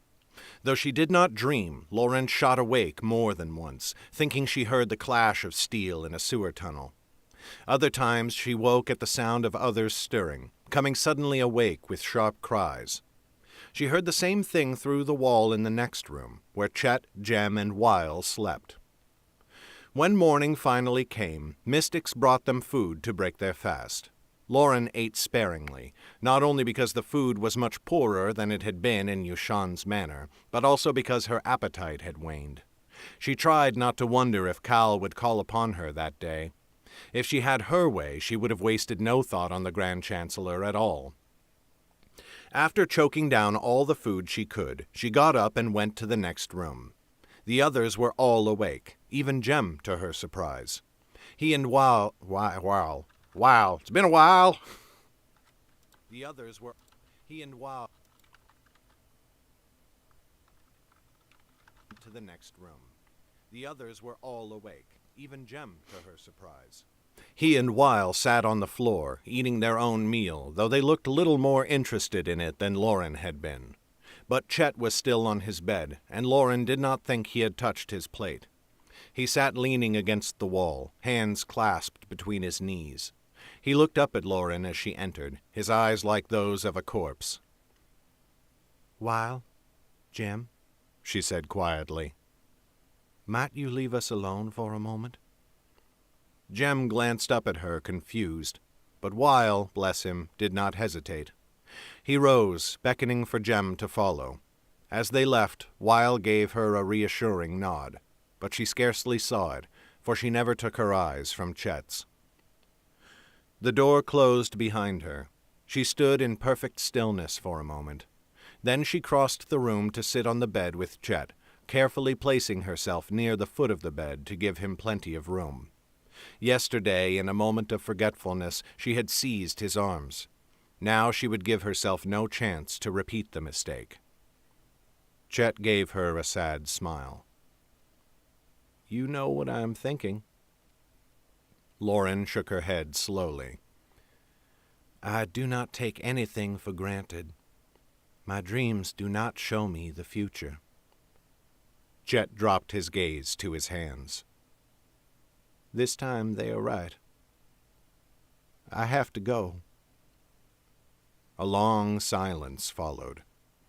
Lauren did not speak, could not answer. She had expected it for days now, ever since her dream in Sidwan. She had known. Yet the reality of Chet's words, the finality of them, left her breathless.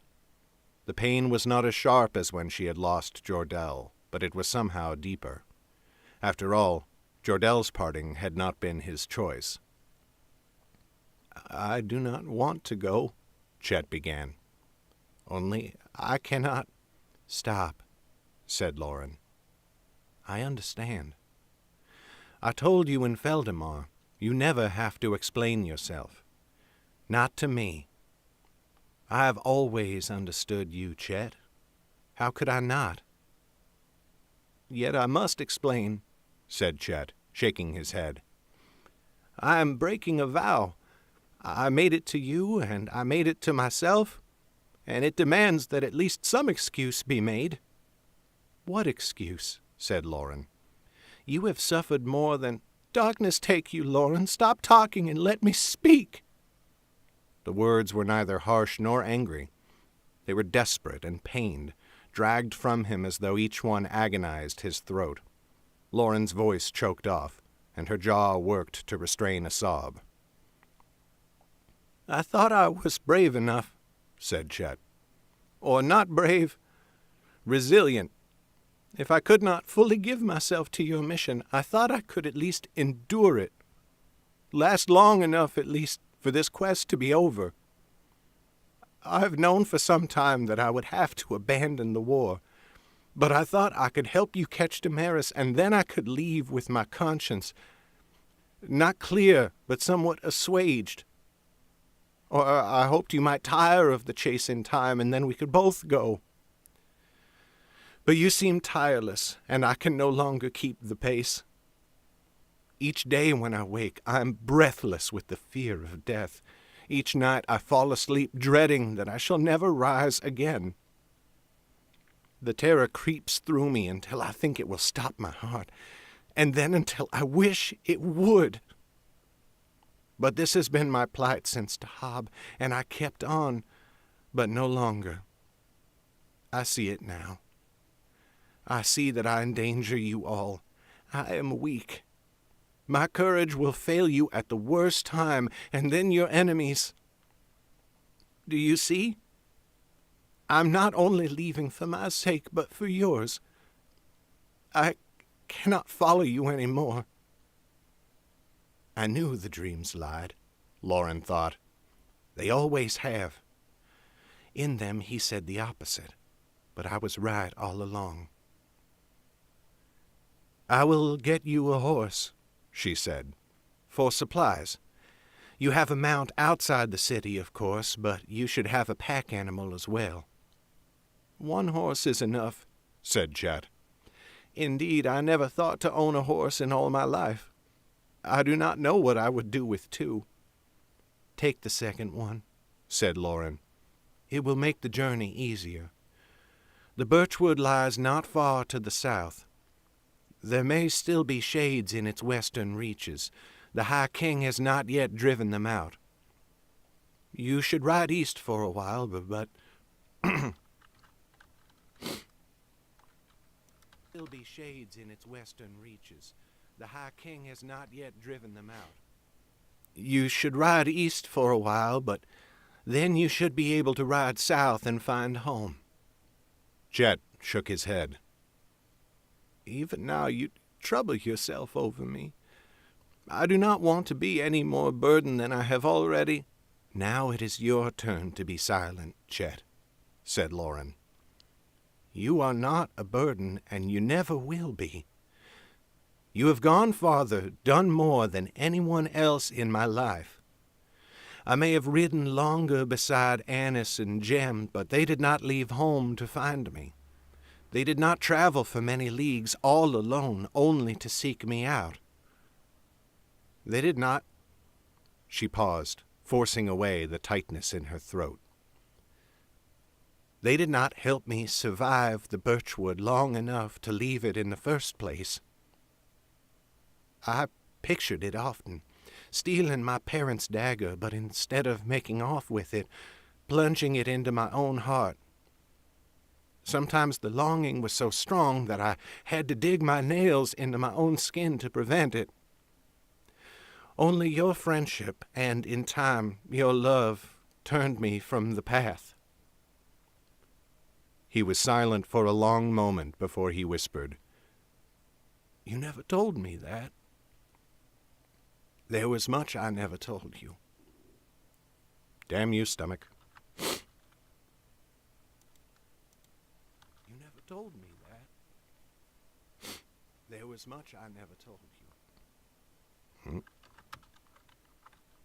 For a long moment before he whispered, You never told me that. There was much I never told you, and I still keep some secrets. But this I will say plainly to you and to anyone else. You speak of me as if I am some great hero, and you only a weight that I bear. I do not argue your right to leave, but I will not let you speak ill of yourself. I will not even let you think ill of yourself. Sky above, Chet, you saved the life of the Lord Prince. You are a hero of the highest renown, and Underrealm does not deserve you.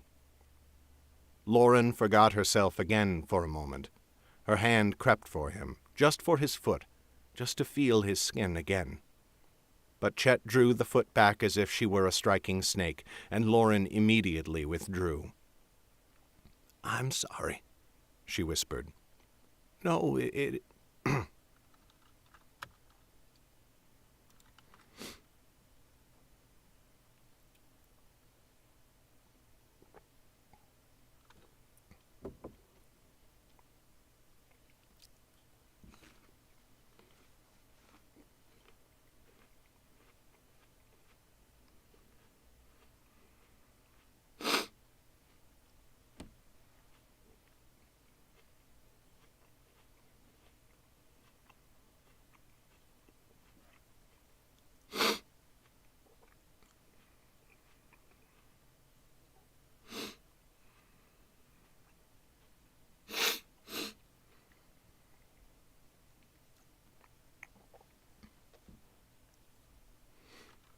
immediately withdrew. I'm sorry, she whispered. No, it is not you, he said. I still cannot. I still see. Forgive me. His tears broke at last, though Lauren's would not come. She shook her head. There is nothing to forgive. Chet sat weeping for a short while, his face buried in his hands. At last he raised his head, but when he spoke, his words were still broken by sobs. I hope that after everything, if there isn't anything after all of this, I hope you will come and find me. I promise that I will, she said. I swear it. I do not know if it can ever be like it was before, said Chet. But I want to know the answer. We will, said Lauren. But you must promise me something as well. Promise that you will try, at least, to find happiness. I was never able to give it to you, but now I charge you with that as your only mission. Find happiness wherever it lies and cling to it. Fight for it. Only mission. Find happiness wherever it lies and cling to it. Fight for it and enjoy it as much as ever you are able, for my sake as well as your own. For your sake as well as my own, whispered Chet. I cannot imagine it, but I will try. Slowly he pushed himself up and off the bed. With cautious, tentative steps, he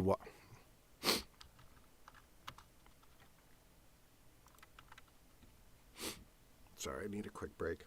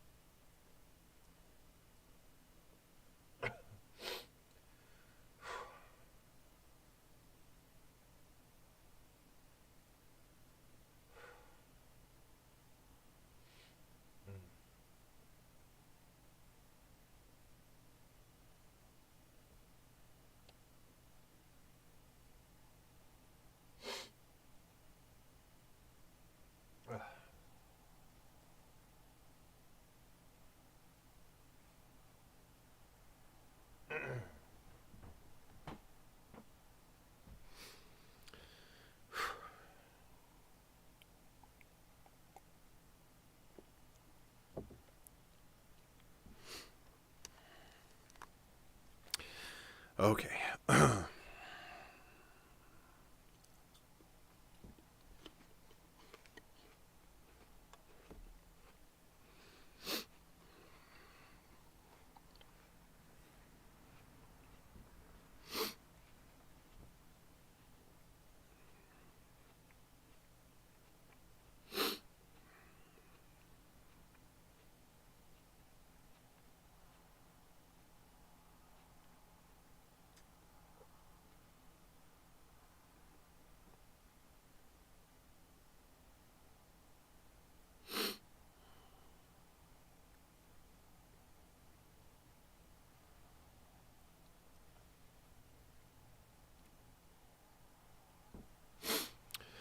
Oh, all right. I cannot imagine it, but I will try. Slowly, he pushed himself up and off the bed. With cautious, tentative steps, he walked towards the door. Lauren almost leaped up to embrace him, not because she had forgotten herself, but because who knew if she would ever have another chance. Indeed, some dark voice at the back of her mind seemed to promise that she would not. "Wait," she said. His footsteps stopped. Digging into the purse at her belt, she withdrew 20 gold weights. for the horse, and for the rest of the journey home." She held the coins in an outstretched hand, still gazing at her folded legs. She did not look up, for then she knew she would not be able to restrain herself from trying to hold him, from begging him to stay. A long moment's silence stretched. He did not take the coins from her hand. "Of course," she whispered. "I forgot." She put the coins down on the edge of the bed and withdrew. From the corner of her eye she saw his hands collect them up. Then came the sound of him slipping on his boots, leaving, and closing the door behind him. And then nothing.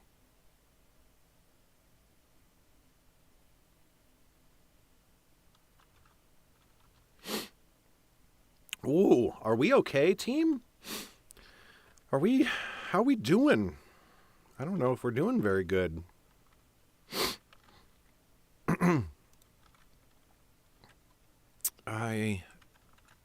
Yeah.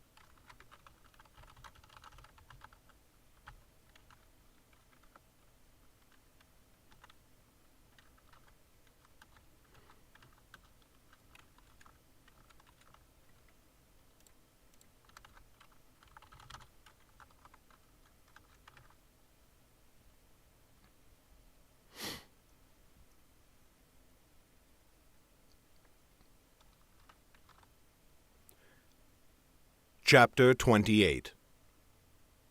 Yerrin, Chapter 28. Later that day, Cal summoned Lauren and Annis to his chamber. In the small room he had put an even smaller desk. Unlike the one in his council room in Ammon, this desk had no map atop it. There was only a single goblet of wine. Lauren had no idea why he would have taken up so much of the room's limited space with the desk, except mayhap that it was a more impressive place for him to sit, subtly enhancing the impression he gave off as Lauren and Annis stood before him. Also in the room were Prince Senlin, King Senlin, Lauren reminded herself, and Joe, who was now the boy's bodyguard. Joe wore no armor now, and bandages were wrapped thick around his torso. Lauren vividly remembered the sound of the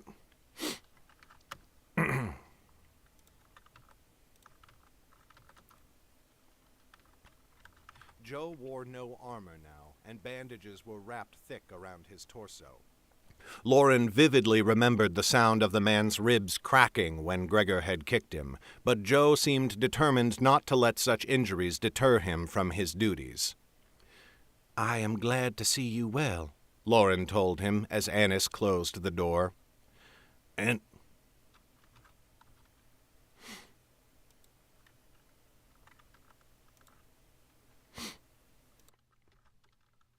I am glad to see you well," Lauren told him as Annis closed the door.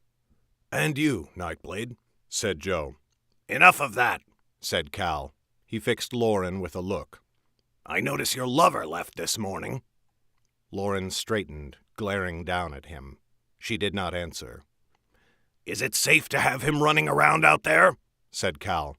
"Can we trust him?" Lauren kept any rancor from her tone, but it was a near thing. "I trust him a far sight better than I trust you." Cal scowled at that, but when he answered it was to change the subject. "I have been collecting information. Wojin did more than attack you in the sewer yesterday. At the same time, his soldiers rounded up those in the royal army who are loyal to Jun." Annis gave a little gasp. Lauren thought of Duris, the noblewoman who had offered to help them, and Morana, her daughter in the palace guard. Were they executed? No, said Cal. There were too many of them, and even if Wojin is a treacherous snake, he is no fool. So many murders would only stoke the flames of anger that still burn in the people of this city. The Loyalists have been imprisoned. We will free them when we can, but it shall have to wait. I have a plan. We know, of course, that we cannot let Dorsey remain part of a rebellion. It is a grave danger to all the 9 kingdoms. Not only because of Dorsey's military might, which is considerable, but because it could sway the minds of other kings who have yet to join the war. Dorsey had already allied itself with the High King, and then it changed sides. Moreover, Dorsey borders 5 of the 9 kingdoms.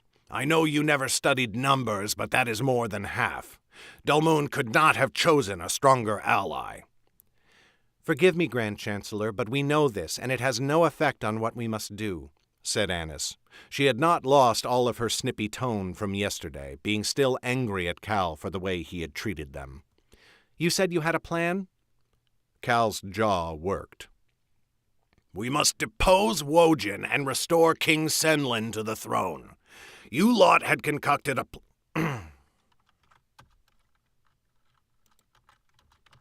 We must depose Wojin and restore King Senlin to the throne. You lot had concocted a plan to raise the army against him. It was complex and therefore doomed to fail. Much of that blame may be laid at your feet, I am sure, but I know too that King Jun was more honorable than he was practical, meaning no disrespect to the dead, of course. He inclined his head at Senlin. The boy's mouth had set in a grim line, but he nodded. In any case, said Cal, I mean to remove Wojin the old-fashioned way, attack the palace with a small, determined group of soldiers, and kill him. Excuse me. Wojin the old-fashioned said in a grim line, but he nodded. In any case, said Cal. I remean... said in a grim line, but he nodded. In any case, said Cal. I mean to remove Wojin the old-fashioned way, attack the palace with a small, determined group of soldiers, and kill him. Lauren balked, but she kept her mouth shut. Annis, however, did not restrain herself. That seems a difficult task, to be sure. Difficult, said Cal. Yes, but we should be able to pull it off. The capital is in turmoil after the Nightblade's very foolish, very public display. The only good thing to come from your stupidity. Lauren's stomach did a turn. Not at Cal's words, but at his intentions. He meant to assassinate a king, a false king, but one sitting a throne nevertheless. She did not think cold-blooded assassination fit within the mystic's purview. Yet she knew it would be little use arguing with Cal about it now. The Grand Chancellor's mind was set, and he would no doubt relish the opportunity to dress Lauren down again. Off to the side, she could see that Senlin also looked deeply troubled. He had the same sense of honor as his father, and Lauren imagined he did not look favorably upon assassination. But he held his peace. Why should he not? Cal's plan would put him upon the throne. Cal noted Lauren's hesitation. Enelin vowed that she would not force you to kill, he growled. I am required to respect that vow, but if you think I will follow your foolish rules, you are very much mistaken. Though I will not order you to deliver the killing blow, you will aid my soldiers in this. You have ruined enough already, and a kingdom is in chaos because of it. Lauren lifted her chin. Very well. I will help. That made Cal subside, at least for the moment. Good. And I have decided to grant you a boon as well. Once my men are inside the palace and have set about their work, you are to look for Damaris. You have chased her across 2 kingdoms. I doubt you will ever have a better chance to catch her. See if you can capture her. We will end Wojin tomorrow, certainly, but it would be better to kill 2 birds with 1 stone. He managed a grim smile. Or rather, since you cannot be bothered to dirty your hands, to kill one bird and cage the other." But Lauren barely heard his jibe. She could think only of Gregor and of her dreams in which she saw him over and over again, in the palace of Danfon. "I will do my best," said Lauren. Cal fixed her with a hard look. "I expect you to do more than that. You will give every fiber of yourself to ensure this mission's success, as some small token of payment for your buffoonery so far.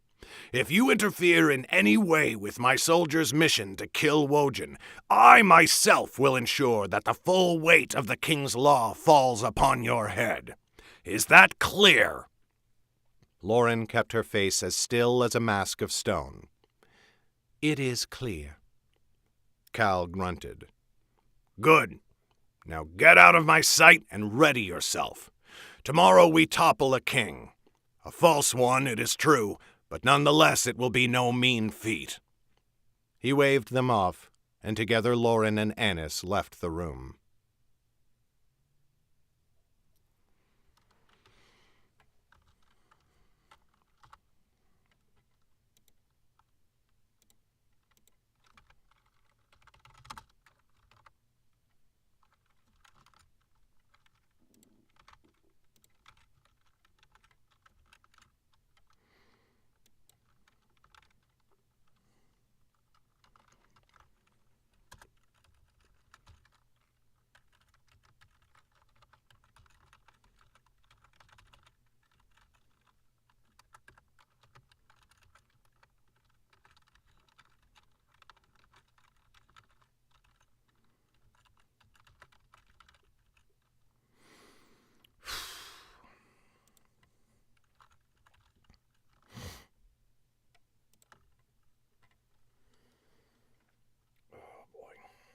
All right.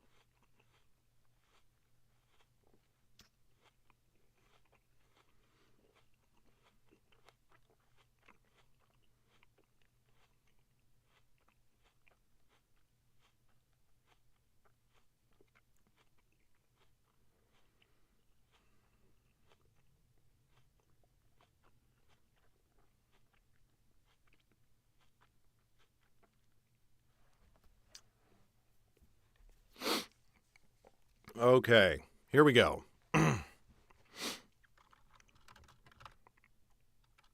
Nope. Abort.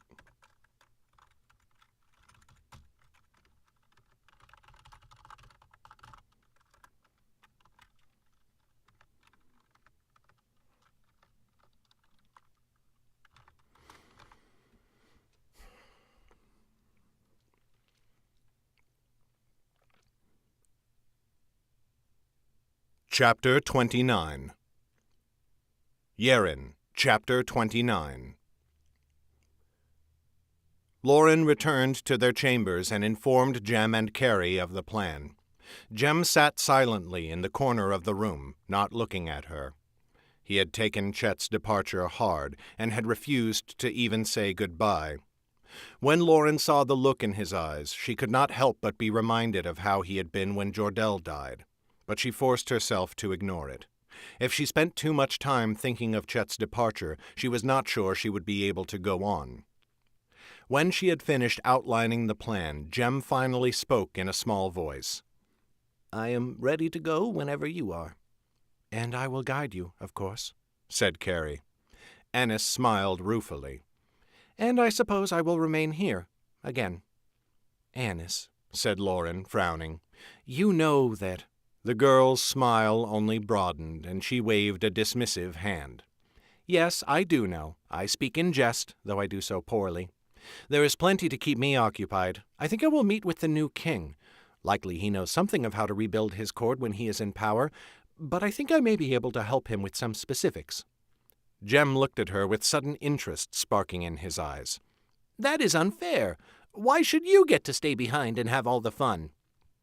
Annis winked at him.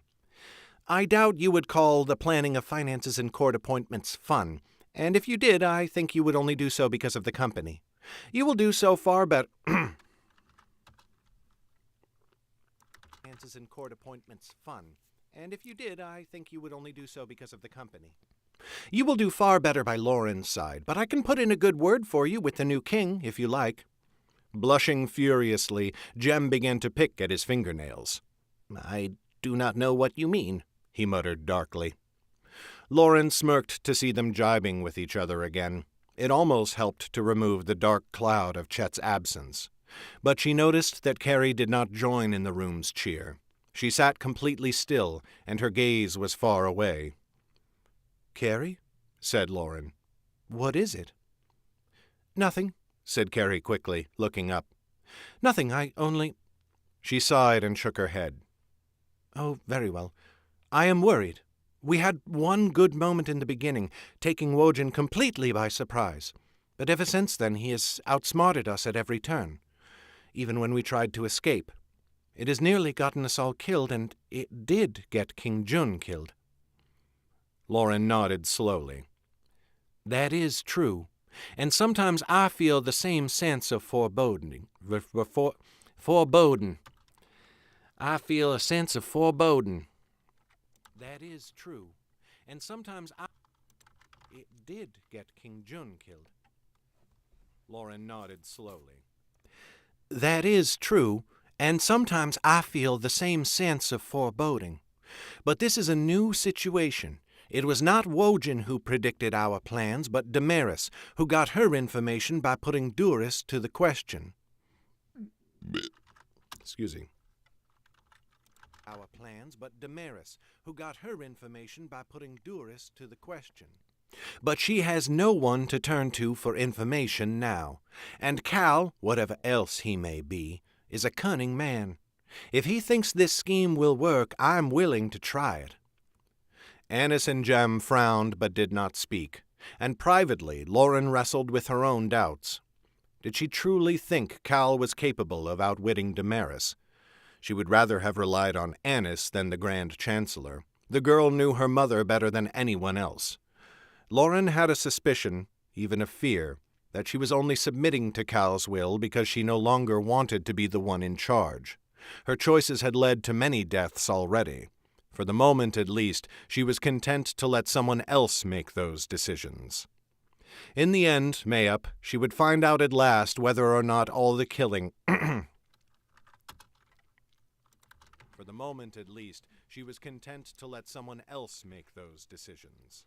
In the end, Mayup, she would find out at last whether or not all the killing could have been avoided, whether she was indeed the foolish girl Cal believed her to be, or if their foe was truly as devious as she feared.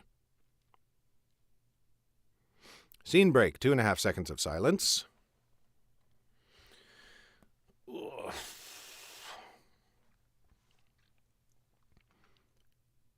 Cal spent the rest of that night and all the next day in hurried council. Joe and Senlin gave him much advice on the layout of the palace and the probable distribution of guard patrols. Cal even summoned Carrie at one point. She went, despite some reservations, and came back a short while later. Cal had wanted to know details about the servants' quarters and passages, which Senlin and Joe had been unfamiliar with. That may be a good thing, said Annis. I feared Cal might try a frontal assault. If he wants to know about the servants' passages, he may be trying for stealth, for as long as he can, at least. Mayup, said Carrie, looking troubled. Yet this all seems to be going so fast. He means to attack tonight. He has had scarcely more than a day to plan. He hopes to surprise Wojin and Damaris, said Lauren. The more time we take to plan, the more... Oh, that spit went right down the throat. The more time we...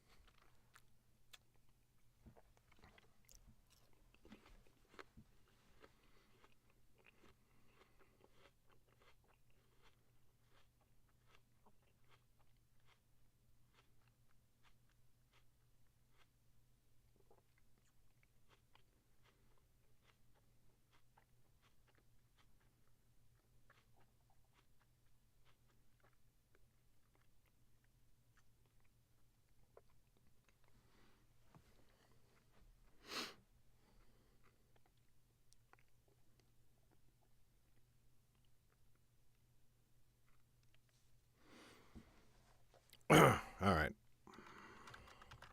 He hopes to surprise Wojin and Damaris, said Lauren. The more time we take to plan, the more time they have to guess our aim. In the afternoon, Lauren slipped away from the group to visit Shiun. The scout had been put up in a room of her own, and 2 healers tended to her wound, one a mystic, the other not. Shiun was awake when Lauren came, and she tried to push up on her elbows at once. Still yourself, said Lauren, even as one of the healers leaped forwards to hold Shiun down. I only wanted to see how you were doing. There's a hole in my gut, said Shiun. She tried to smirk, but only managed a grimace. Other than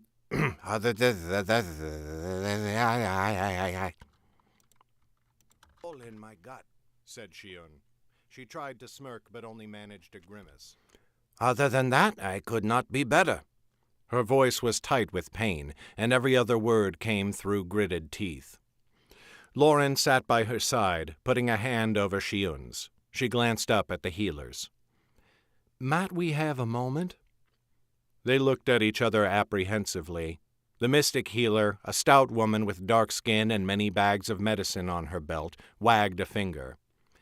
She is not to move for any reason.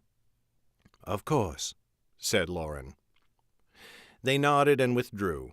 Shiun regarded Lauren carefully for a moment.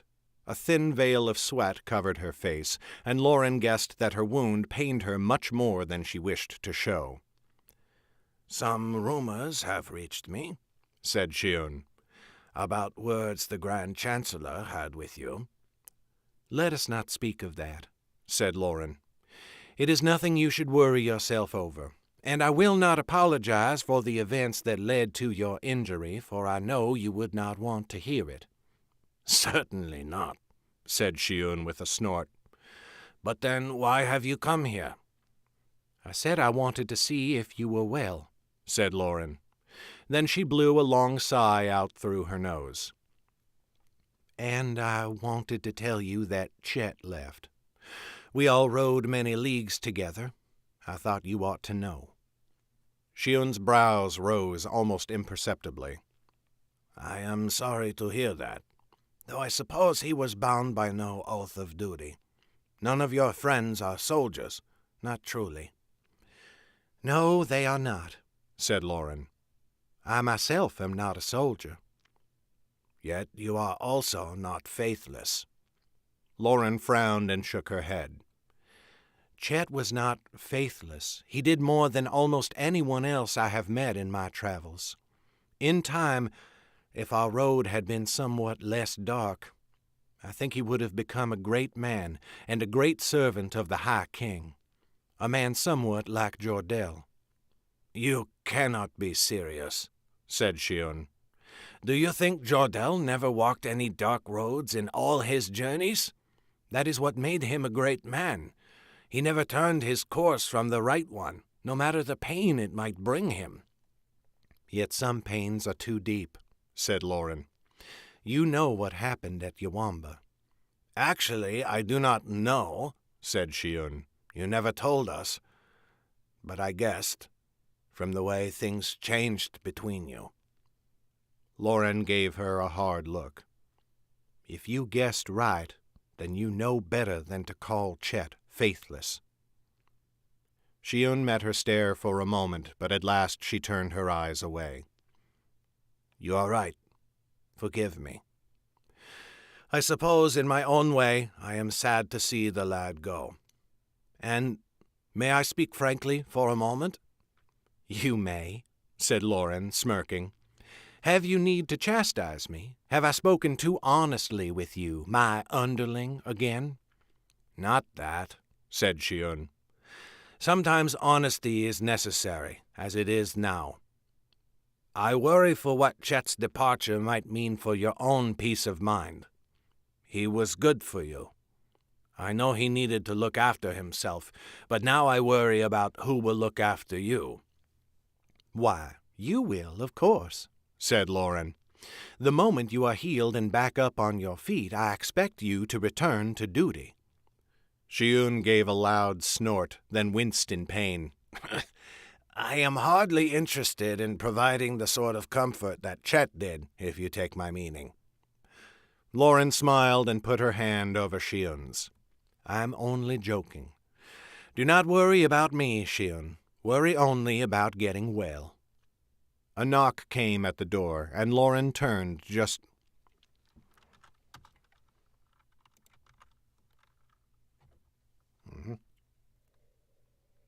Oh my god, I'm out of coffee? This is a fucking disaster.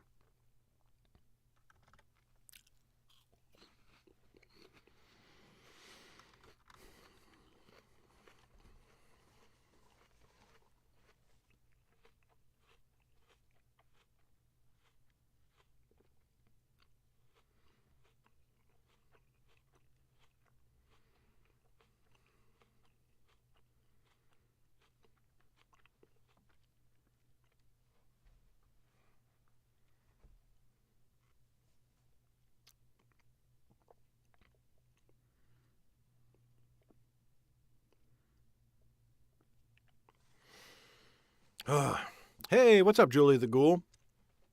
I'm doing great. How are you? We had a little bit of a breakdown earlier, but we're fine now.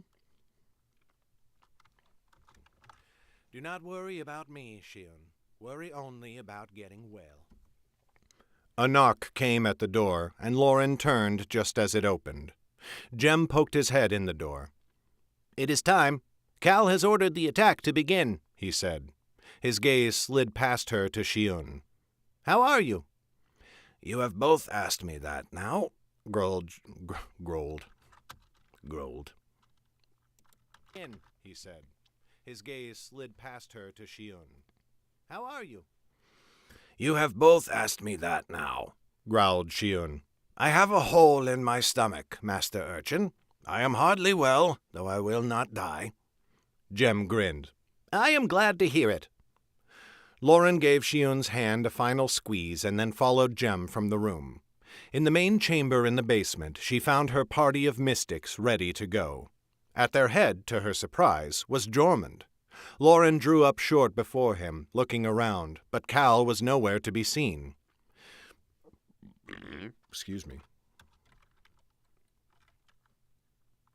Lauren drew up short before him, looking around, but Cal was nowhere to be seen. Are you to come with us for the attack? Said Lauren. I am to lead it, said Jormund, giving her a grim nod. I wish I had been with you in Yowamba, but I can make up for it now, at least in part. Lauren gave him a smile, but she knew it looked weak. What if he had been there in Yowamba? He might have died, as Weath had. She heard footsteps coming down the stairs and turned to see Cal enter the room. Close behind him were Carrie and Annis. Cal stopped short and scowled at Lauren. I have put Jormund in charge, he said. He is not unfamiliar with this sort of mission. You are to obey his every command, just as you would my own. Understood? Lauren nodded. I will. You have my word. Cal snorted. The last time I thought I had your word, He bit the words off. But never mind that. I would rather not be at odds with you, girl. Do your job now, and I will consider that a good first step. The hard wall Lauren had built up around herself softened, at least somewhat. She gave him another nod, and this time it was more genuine. Then I will endeavor not to let you down.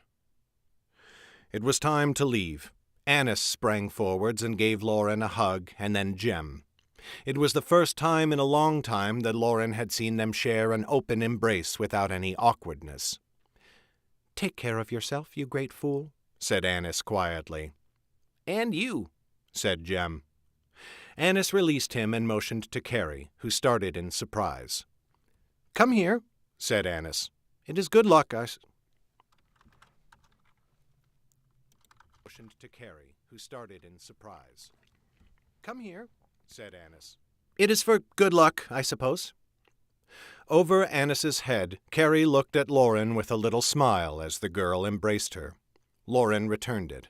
The muscles in Cal's jaw kept spasming, as though he longed to order an end to all this silliness, but he restrained himself. Then at last it was time to go. They followed Jormund and his squadron of mystics up the stairs leading to the street. A fine mist had come with the evening. Lauren took that as a good portent, a dark and misty night for dark deeds. She followed the red cloaks into the grayness.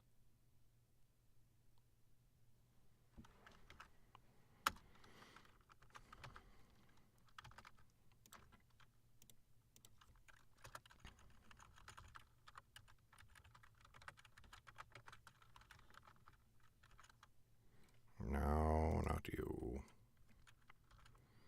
Oh shit, the next chapter is long as fuck. It's maybe the longest chapter in the whole damn book. So that's exciting. Which means we shall end off here for today.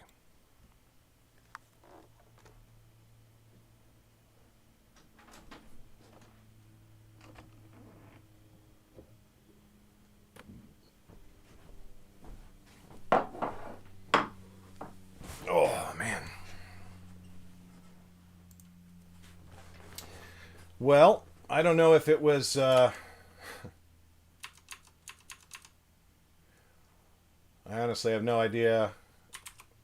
Well, it's not that I have no idea, but I don't know if it's just been really stressful recently or what. But yeah, we had a good cry today, didn't we? It was fun. Who are we going to throw a raid at?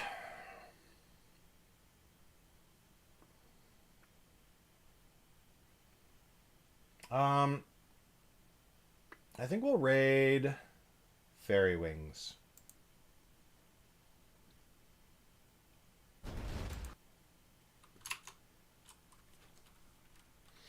Nice to see you too, Julie.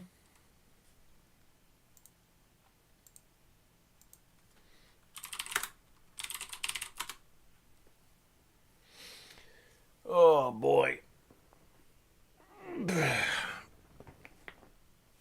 Oh, the bones, they crack. Fairy Wings, obviously awesome streamer. Does a bunch of different stuff. Sometimes plays games, sometimes does crafting, sometimes just does chats and everything like that. But we love her. She's a convention buddy. So say hi to her for me. Wish her the best. And I wish you the best. I hope that you have a wonderful day out there across the internet. And I will be back with another early morning stream tomorrow. We're getting real close to the end of this book. I think we'll finish this book, not the addenda, but this book by the end of the weekend, which is exciting. Anyway, peace out, everyone. Catch you next time. Say hi to Fairy Wings for me. Oh, hold on. What am I doing? Here we go. Bye.